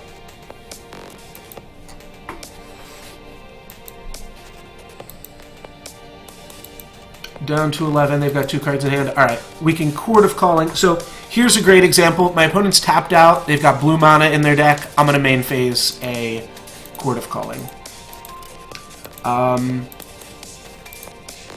The main question is, what is Eternal Witness going to get back? And I think I just want to build to a Revelark. I think I'm going to have enough time. But it's super close here. But yeah, for right now... Let's go Eternal Witness. Kitchen Finks is also really good here. You know what, let's... Do I want to just go and get... This plays into Inquisition of Kozilek. Is that what they were running? No, they were running Collective Brutality. Alright, let's grab Chord. This means next turn we can make the exact same play. If we need to, we can only do this 2 more times. But if we can block with a Kitchen Finks and an Eternal Witness on Gourmet Angler, that'll take it down. Alright, Fatal Push, that's fine. So we didn't get anywhere, but we also didn't get behind. Oh, my opponent didn't have Revolt! They simply cast a Fatal Push and nothing happened. I'm going to go down to 6 here. My opponent with 2 cards in hand. If they've got double Lightning Bolt, so be it. Alright, we can play Birds of Paradise for free, and I am... Do I want to try the double block? Yeah, I think it's actually free to try double blocking here.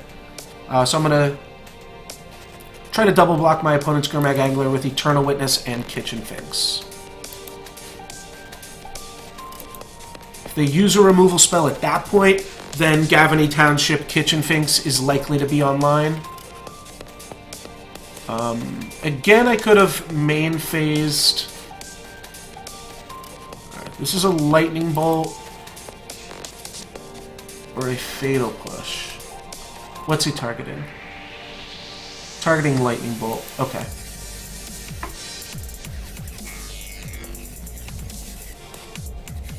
And is he going to main phase this Lightning Bolt? That would be pretty bad. But my opponent has made some less than stellar plays previously. Alright. So now we can chord for X equals 4 in response. I also know my opponent's tapped out. Let's just chord. We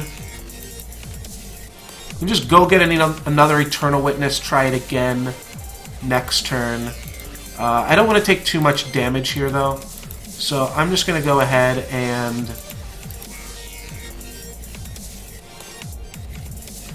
but if I get Eternal Witness, take... Nah, I don't want my life total to be any lower than it currently is. So let's just go ahead and get Kitchen Finks. So the other option would be to get Eternal Witness. If I get Eternal Witness... So if I get Eternal Witness, then I can untap and go chord for Archangel of Thune. It wouldn't have to be Revelark. Maybe that would be good enough. The problem is then I'm chump blocking with... Oh wait, no. I won't have... yeah, I'm just gonna get Kitchen Finks. This is gonna be just a safer play.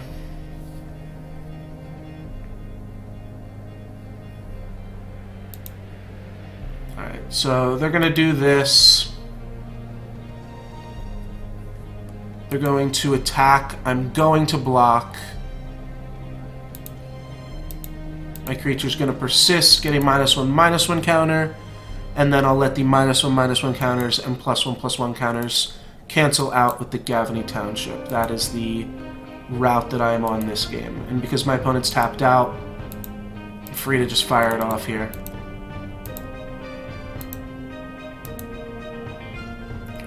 So this will reset that. The birds can chump block the Snapcaster Mage. I'm also at 10, but this is fine. Now my opponent has to, like, respond with a removal spell on the Kitchen Finks. Alright, they draw a land here, finally. What is that going to mean?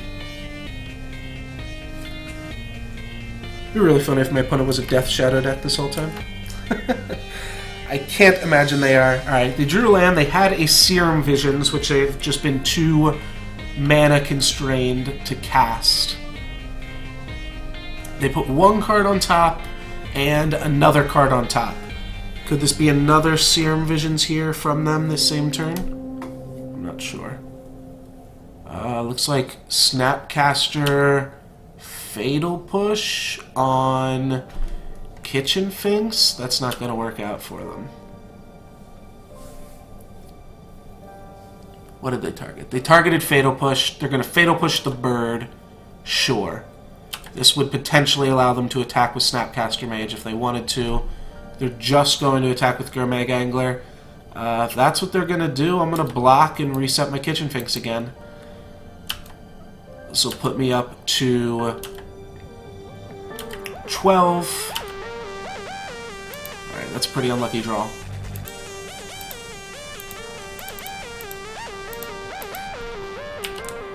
But now we're drawing live. We can cast everything in the deck that we draw and activate Gavany Township. Is my opponent finally going to start sending in the Snapcasters? They are not. They also kept a land on top with a Serum Visions. That is really quite strange. They went top, keeping 2 lands on top. I haven't agreed with many of my opponent's plays this game. Alright, they kept land Thought Scour on top. Thought Scour milled a Terminate and a Tassiger, and now they've got Sleight of Hand, and they are digging.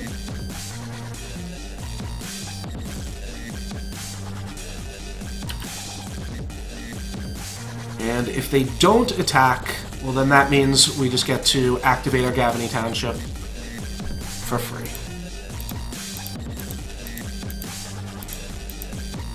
Perfect. Do we even have enough mana now? 1, 2, 3, 4, 5. We almost have enough mana to cast Archangel of Thune and then activate Gavany Township. Alright, well now we do, which is unfortunate. I would much rather not be in this position. Having said that, that's where we are.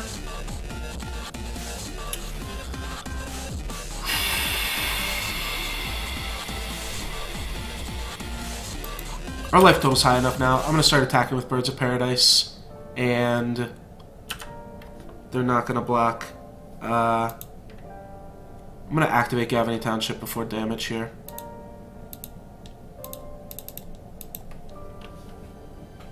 This might seem a little bit strange, but our life total's high enough. This Birds of Paradise is eventually going to become a Pterodactyl of Paradise, like we said previously.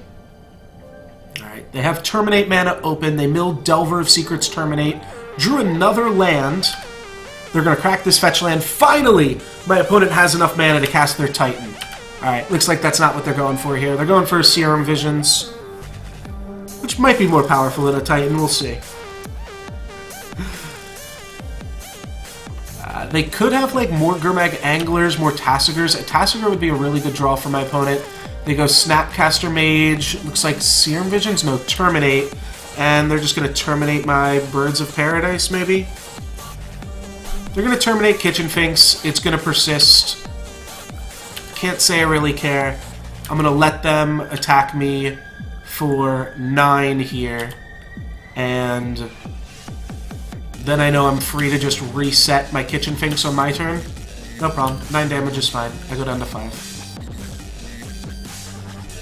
Alright, and they're going to Thought Scour themselves once again, this time milling Serum Visions and Scalding Tarn. Alright, well, if that ain't the most unlucky thing I've ever seen, I have 1 Temple Garden left in the deck. It's not even worth fetching.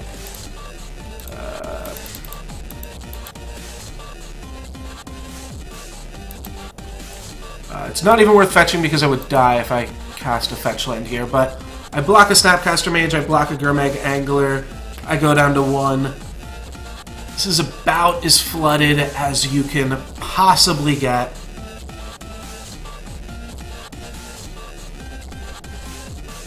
Alright, and a Delver of Secrets is going to come out from my opponent. All my opponent has to do is wait.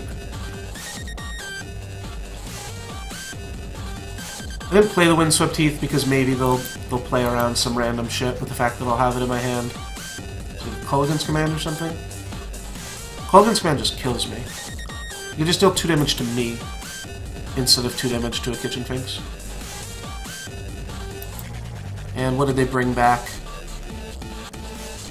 Yeah, they just dealt 2 damage to my fate. Like, they just had lethal. But whatever. This is where, like, main phasing my township was a little bit awkward that one turn. I've got 7 life points to work with here.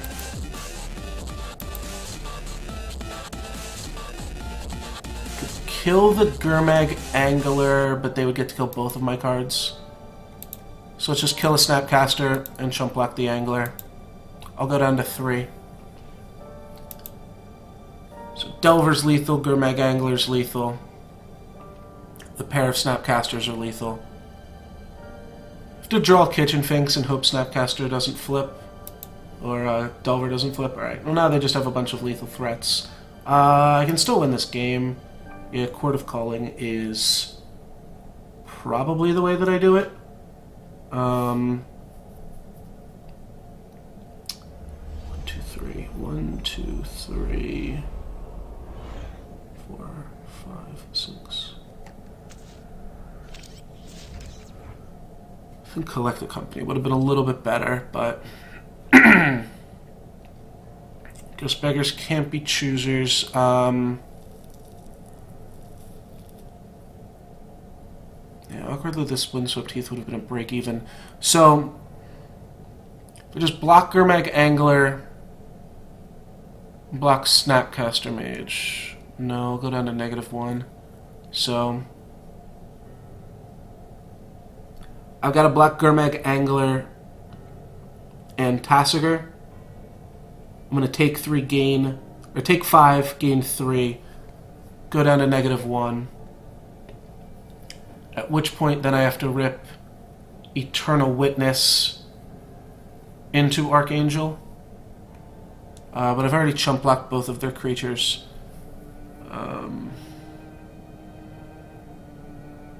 I can't evoke a Revelark. Yeah, I'm just really punished for that one main phase Gavany activate. I thought hitting my opponent for 1 more point of damage, like, it looked like we were in a stalemate. My opponent said, how much life did that Finks give you? So much value.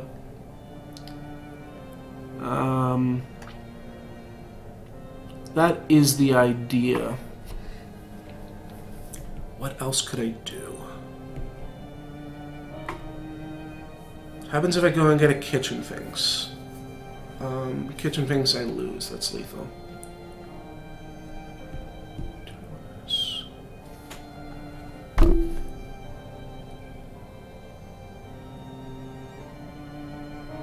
Yeah, I needed to Coco into Eternal Witness, Kitchen Finks, or something like that. Spike Feeder Kitchen Finks.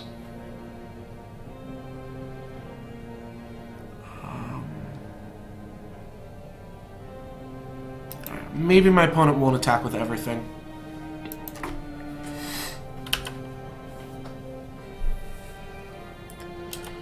At the very least, we might get to see 1 more card in their deck. With Delver of Secrets, we get to see Lightning Bolt. Alright, that should be enough to do me in here, yeah? Oh, I needed to respond to Lightning Bolt. Could I have one with a Scavenging Ooze? Oh, fuck. That was the play, wasn't it?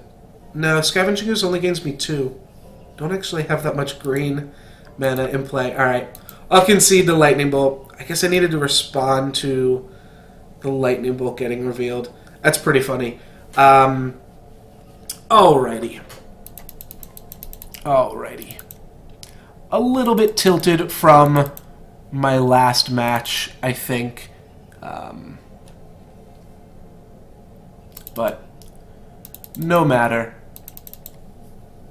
Definitely when Scavenging is against a Snapcaster deck in general, pretty much always board that in against anything Snapcaster.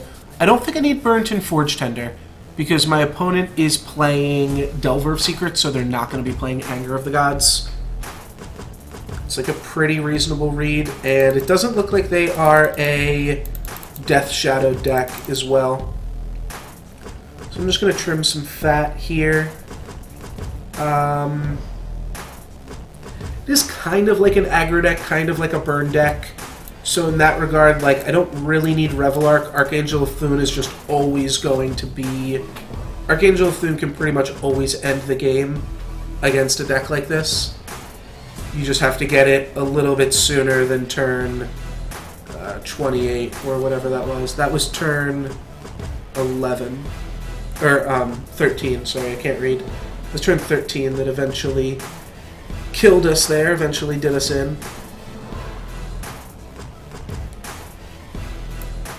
I can do something like this. Makes me a little bit more mid-rangey, but not too much so. Yeah, I think this is good. We would like to play first, indeed. And this hand looks like a keeper. Got a turn 2 Abrupt Decay, turn 3 Collected Company. Go for the slant rhyme there.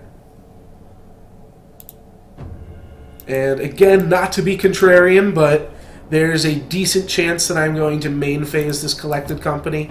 Yeah, that's it's definitely important to realize just because a card says instant. Alright, there is an Abrupt Decay target for us. Buenissimo. Oh, we even drew a Noble Hierarch. How beautiful is that? I will take 2 damage to take 3 less damage from my opponent. We'll see what they reveal. Gonna put a stop on their upkeep. But because it is abrupt decay, it's not likely something we need to respond to. But it's good to have that upkeep stop there anyways. Thought Scour. Short.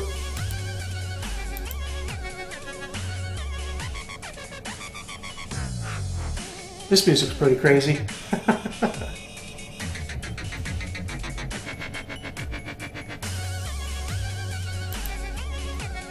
Feeling pretty good about this game. Unless my opponent like Arc Trails, or even if they have Electrolyze, that's not good enough because we're on the play. So they really need to have Arc Trail like this turn, and they might have a Tassiger though.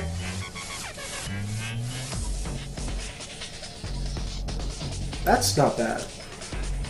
That is not bad at all. Alright, they're tapped out. Let's fire this off.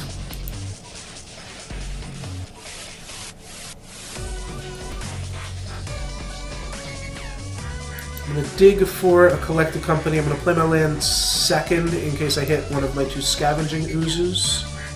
And if I don't, then I'll just play the Temple Garden tapped. What can we hit here? So we do hit a Scavenging Ooze. We also hit a Voice of Resurgence and a Kitchen Finks. Scavenging Ooze is just so good. And to be honest, I think I like Voice of Resurgence. I think we're just going Hate Bear's play. And let's pay 1 life, essentially, to eat this Delver of Secrets. And I'm just going to main phase it.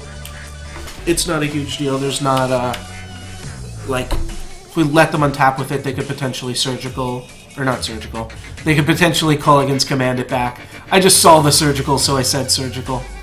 That actually would have been a good reason to keep open Scavenging Ooze mana. So we could have Scavenging Oozed our own Collected Company in response, but the fact that this is a free spell means that we never would have gotten there. Our opponent knows now that we're sitting on Chord of Calling, Windswept Heath, and they've also seen our deck. And they've had enough. Do we want Sin Collector? Do we want Orzhov Pontiff? I forgot I bring in Orzhov Pontiff some of the time against this deck. We can board out Spike Feeder completely. So, Orzhov Pontiff kills Delver of Secrets that hasn't flipped, and it kills an army of Snapcaster Mages. Sin Collector can get... I don't know, our opponent hasn't played any back-breaking spells. They've mostly been leaning on their creatures.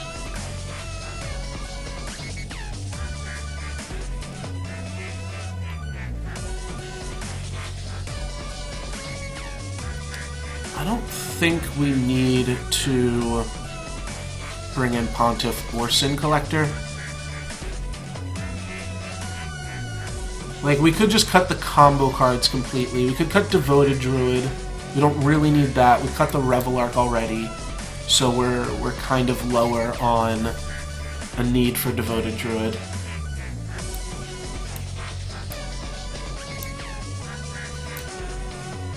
Early game, I would much rather have Sin Collector. Late game, I would much rather have Orzhov Pontiff. Sin Collector is just going to be dead a lot of the time. This deck loves to just empty its hand. So, let's put in Orzhov Pontiff for the random getcha. We'll keep a hand with 2 combo pieces here on the draw, as well as mana that can't be disrupted by anything else. They've mulliganed to 6. We're going to keep... Got turn 1 Razorverge Thicket, turn 2 Anafenza or Kitchen Finks. If we draw a 2-drop, we'll play turn 2 Kitchen Finks. If we don't, then I'm just going to play turn 2 Anafenza to get the bolster trigger. Alright, and this is pretty likely to get pushed or bolted here. It is going to get neither, so my opponent is off that plan. Alright, and nothing this turn. I wonder if we want to get aggressive here, then.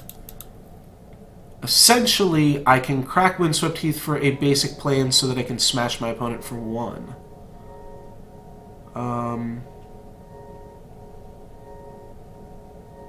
Next turn I'll be able to play Kitchen Finks. Maybe I just play Kitchen Finks. Just for the most mana efficient play. Could also be hurting on white mana later.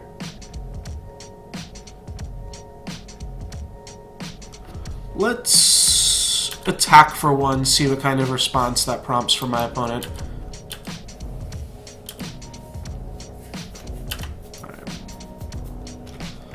They're going to have nothing to say to that, and then we're going to crack Windswept Heath and just play an Anafenza. So this bolster trigger could matter. I think it's pretty likely that my opponent's going to kill Anafenza before too much crazy stuff happens here. Though it doesn't look like it. They mulled to 6, so maybe they just have a really slow hand and we should be beating them down.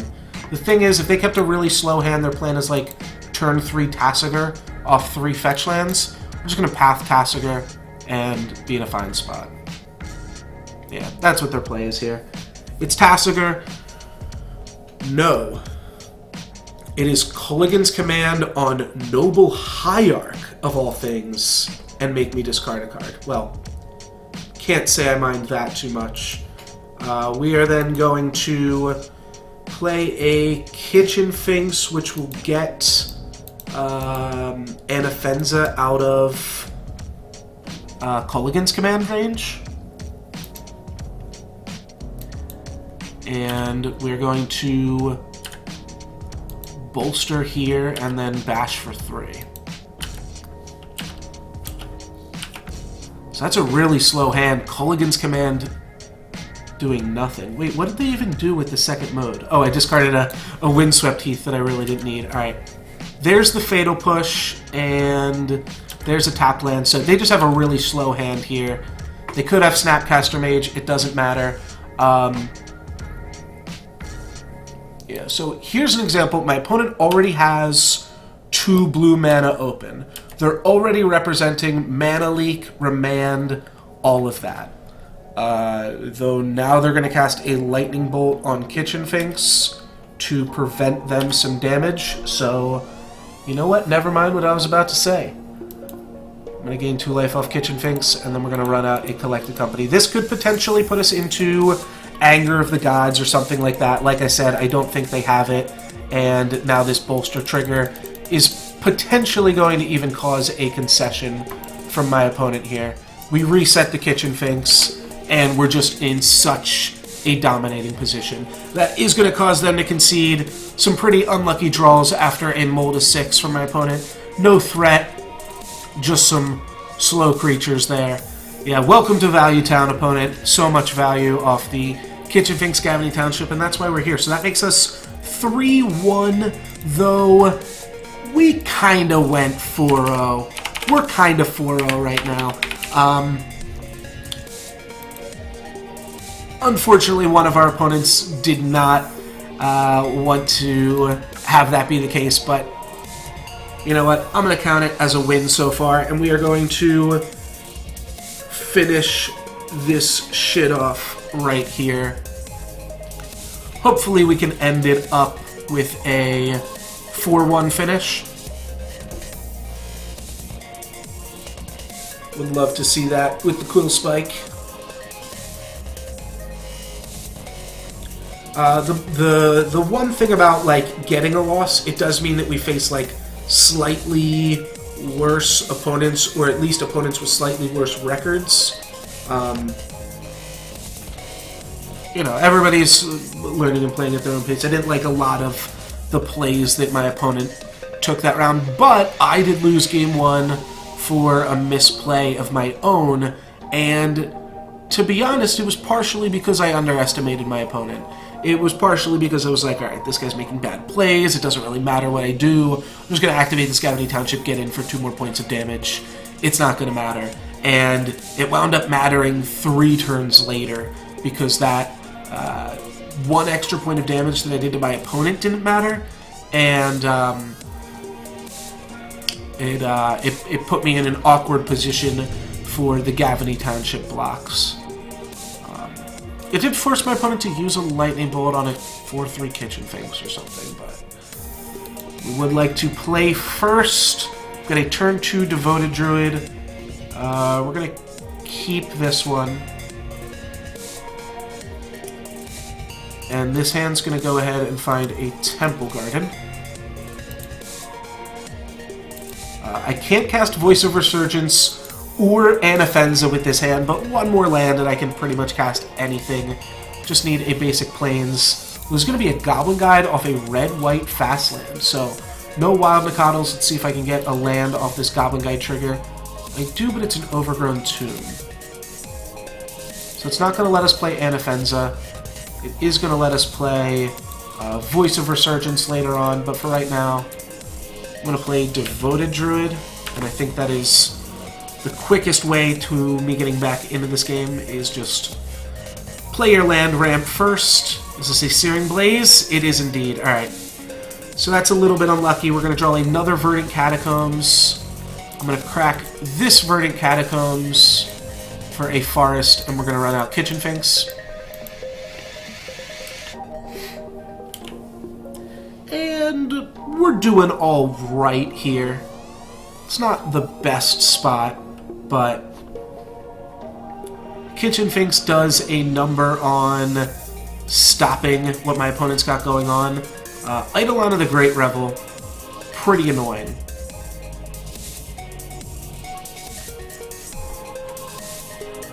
So what I think I'd like to do here, because I don't want to just cast 2 spells into Eidolon of the Great Revel, I think what I'm going to do is I'm going to collect a company, and again, I'm going to main phase this.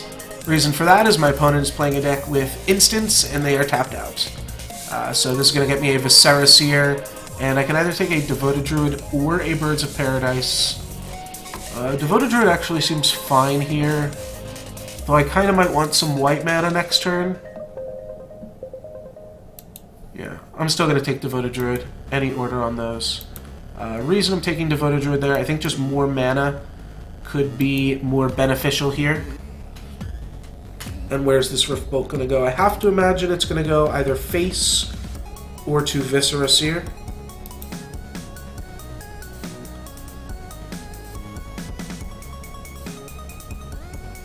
And that looks like it's going face.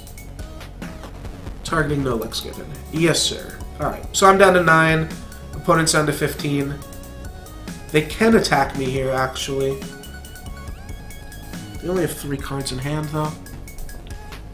Though if they attack me, I get to kill Eidolon of the Great Revel. Yeah, that doesn't sound great revel for them. They don't have me dead here, which is important to note. I can sacrifice Kitchen Finks to gain life points. Let's see. 1, 2, 3, 4. Yeah, so I can cast another Collected Company here if I Eternal Witness it. So I'm going to go for that. Want to make sure that this works before we do it.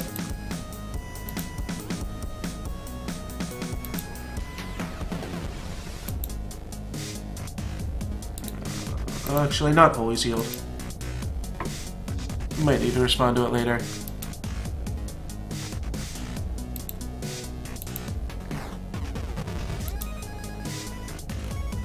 So this looks a little bit risky, but I need more cards to win this game. I'm not just going to win by hoping to draw a Collected Company in a few turns. I've made my life total a little bit lower. Like I said, I can reset the Kitchen Finks in response. I'm not sure if my opponent's playing green at all. Alright, my opponent's going to try to kill me in response. I'm going to sacrifice Kitchen Finks to Viscera Seer.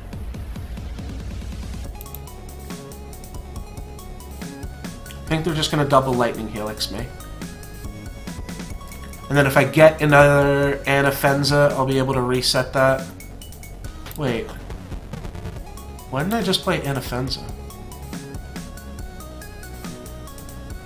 Does anybody know why I didn't just play Anafenza there? Alright, they're gonna Lightning Helix me.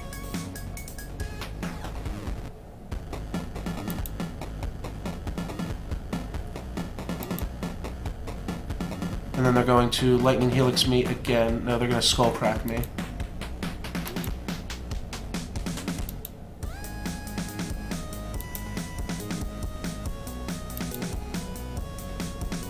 Oh, this is interesting. I'm scrying before a collected company happens. That's pretty cool. Do I want to scry again, actually?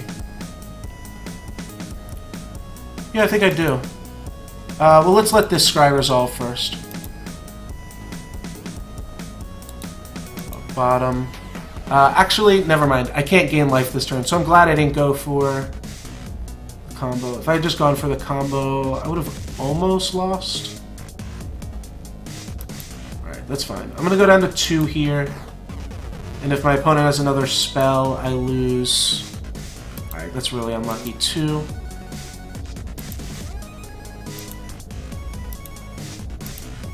Alright, so just have to hope that in the card off the top and the card in my opponent's hand already, they don't have another spell. They've got a Lava Spike. Alright.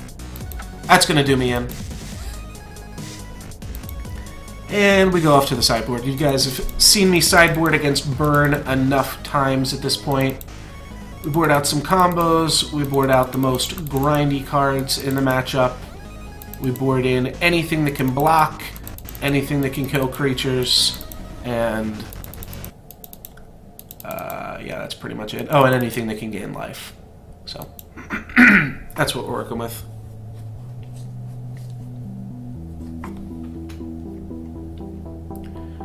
Yes, we would like to play first.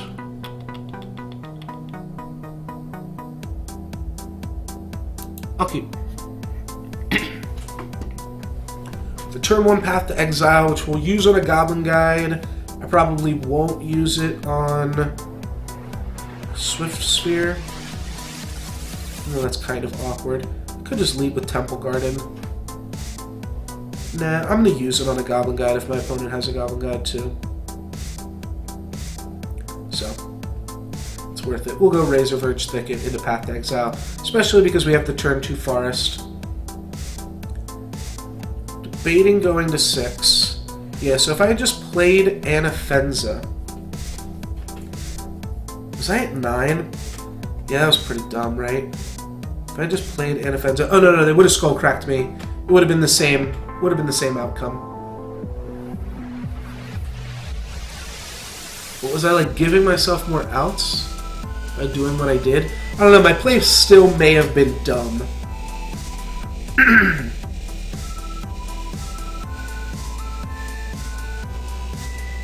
Yeah, I think my play was still probably dumb, even with that.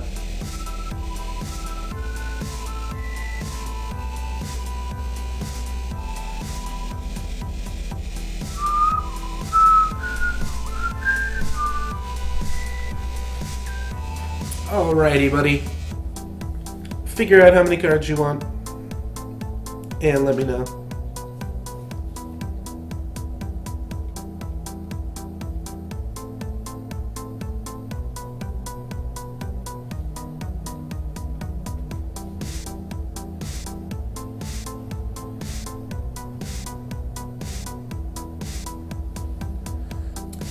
I'm just going to look at my text messages here while we figure this out. Actually, you know what? This is pretty much the end of the stream, so I guess I will just say for those of you guys watching, we're going to finish up this match here, obviously. They mulligan to 6 and then 5, so never mind. They're back. Razor Verge, they could go. Was just going to do a quick plug for the YouTubes and all that stuff. Turn 1 Rift Bolts. Okay.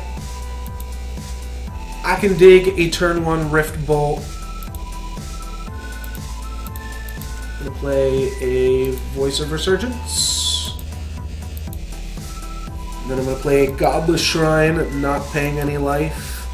And a very, very slow Viscera Seer.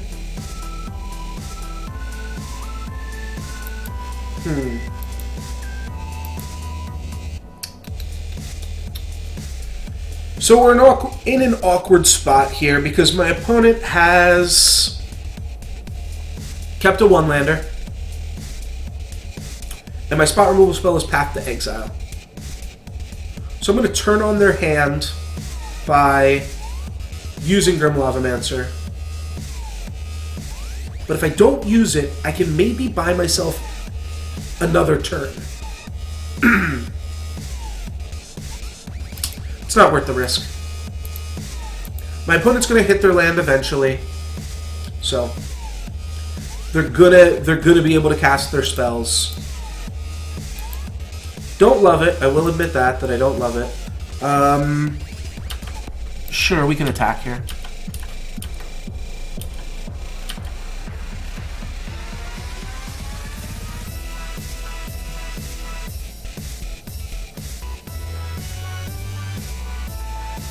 Path Exile, or, Path Exile. It's like I predicted it. Grim Lavamancer is like one of the creatures that we'd like to get rid of the most.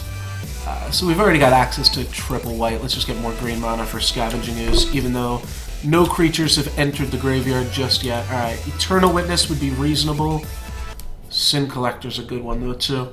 I'm just going to play Sin Collector, that's fine. White, black, 1.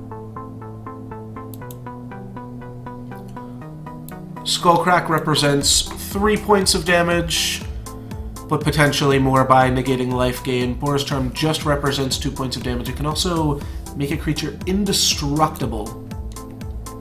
I think Skullcrack represents the most points of damage here, so I think I just take that. Next turn, my opponent's just going to activate Grim Lavamancer. And they have to activate Grim Lavamancer before they play Rest in Peace. Do we want to play Viscera Seer even? Probably not. Let's see if we hit another Mana Dude. That I will play.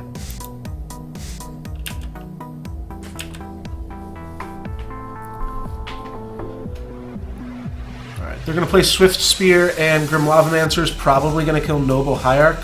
No, it's going to kill Sin Collector, my only creature. Oh, which will allow them to get in for 1. Alright, well played.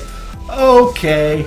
Okay, so my opponent's sitting on Boros Charm, Rest in Peace, and I drew the granddaddy of all threats. Archangel of Thune.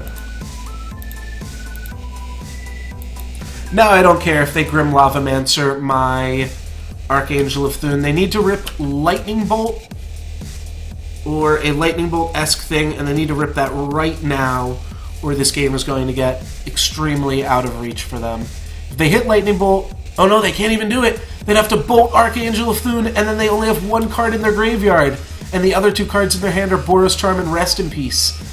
So they're going to block. I would lose my Archangel to a Lightning Bolt. Not worth. Good attack. Good bluff from my opponent. Alrighty, and they're just going to keep open Boros Charm mana. A little bit surprised they didn't go for a Rest in Peace there. Gavany Township. That's a sweet one. Alright, to activate Gavany Township, this is going to make my opponent concede here real quick. And I'm just going to F6. Attack with everything, because my opponent will be dead in seconds here. It is 10-19. I got a bunch of lethal creatures. They're going to put me down to 15, and then they can untap, even if they have like a Lava Spike. The Grim Lavamancer, Grim would hit me, that'd be 5, that'd be 7, they'd put me down to 8, and then I'd hit them back for 1,000,000 on my turn, so that's going to be the end of this game. They're going to keep back their creatures to try to chump block my dudes here. Alright, well this is a pre-combat pump spell, so I am going to go ahead and cast this.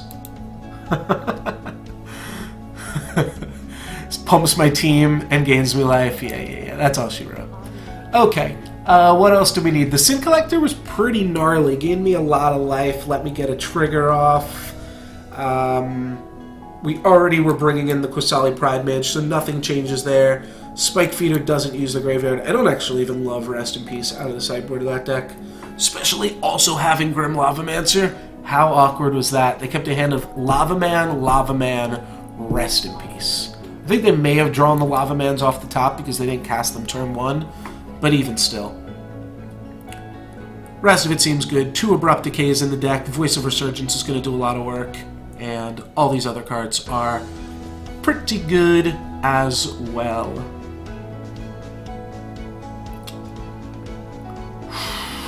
They've kept 7 cards, so what does this hand have going for it? Spellskite, Voice of Resurgence, Archangel of Thune. What does it not have going for it? 1 land. On the draw. It's mulligan. I don't want that to be our last game. This hand's a lot better. Could cause me not to take as much damage, but I'm already going to be able to have access to a basic forest here. I should have kept it on top. Goblin Guide. Go figure. Alright, Voice of Resurgence. That's actually a decent amount of justice there. I'm going to lead with Windswept Heath so that we can path their dude, and we'll see if we like what Goblin Guide shows us. We're pretty much going to path Goblin Guide regardless, I think, here. But, oh, you know what? So I actually am going to respond to the trigger. The main reason for that is if Goblin Guide hits our basic planes, that's pretty awkward. Then we can't fetch it. Alright, Kitchen Finks. That's fine. Our opponent now knows a Kitchen Finks is coming. But there's not much they can do against that. I'm going to crack another fetch land here. And Voice of Resurgence is going to prompt another, or it's going to prompt an instant from my opponent. Looks like a Boros Charm off a fetch land. Shock. No, it's a Lightning Helix. Okay, well, Lightning Helix is not that threatening at all. My opponent has to main phase their burn spells here because I've got a Voice of Resurgence in play. Alright, they really care that much about the trigger here. About me gaining 2 life. So, I don't know, maybe they can do it. 4 spells. I'm going to go down to 12 yet. If they just have 4 spells in their hand, they skull crack me, and then it doesn't really matter what else is happening here. Alright, that's reasonable. Do I care about a swamp? Not really. Just grab a forest. So they're going to respond to this with a skull crack. It's going to give me a 3/3. But my opponent's going to say, I don't care because I've got more spells in my hand. Oh, they are playing green. Interesting. And they're going to get a basic. So they don't have that many spells. And now look at all these threats that I've got. Molten Rain on a basic forest. Oh, that's embarrassing. That's really embarrassing for my opponent there. 1 less land does put me off Atarka's Command. Or, I don't know what I'm saying here. It does put me off of casting Kitchen Finks. I'm just going to go main phase Noble Hierarch. And I have to really think if I want to play into a Molten Rain or not. And to be honest, I think I do. Well, okay, let's look at this damage. My opponent's dead next turn regardless. Doesn't matter what I do. They're dead. They have to have 3 spells that each hit me for 3. Doesn't matter what else I do. They either have it or they don't have it here. And my money's on don't have it. It's any 3 non-creature spells. They don't have it. We win the game. Yeah, I think it was pretty likely that they didn't have it there, as weird as that sounds. So that is going to be... Oh, you know what? That gives us 8 chests. So then I can tell how many... 9. Okay, so that must be our first 4-1 here with Quillspike. So now I will add the second Quillspike to the deck, even though he's already in there. And you know what? That was almost a 5-0. I'm going to count it. It does mean that we played worse opponents in rounds 4 and 5, right? Because, I'm sorry, not worse opponents, opponents with worse records. Make that very clear. I'm not trying to talk shit on my round 4 or round 5 opponents. They are both probably wonderful people. But we did kind of go 5-0. The only time we lost was when an opponent made us do the arbitrary combos, I think 3 or 4 times within the same given match. And we had lethal, like, on board at the end of game 3. So I'm willing to count it. I think that you should not count Quillspike out if that is your jam. But otherwise, it is pretty much just an Abzan collected company list with a little bit of extra flavor thrown in. So I'm pretty sure I will be back and streaming tomorrow. I know it's a Saturday, but actually, you know what? I'm 50-50. I might make plans. I'm not totally sure.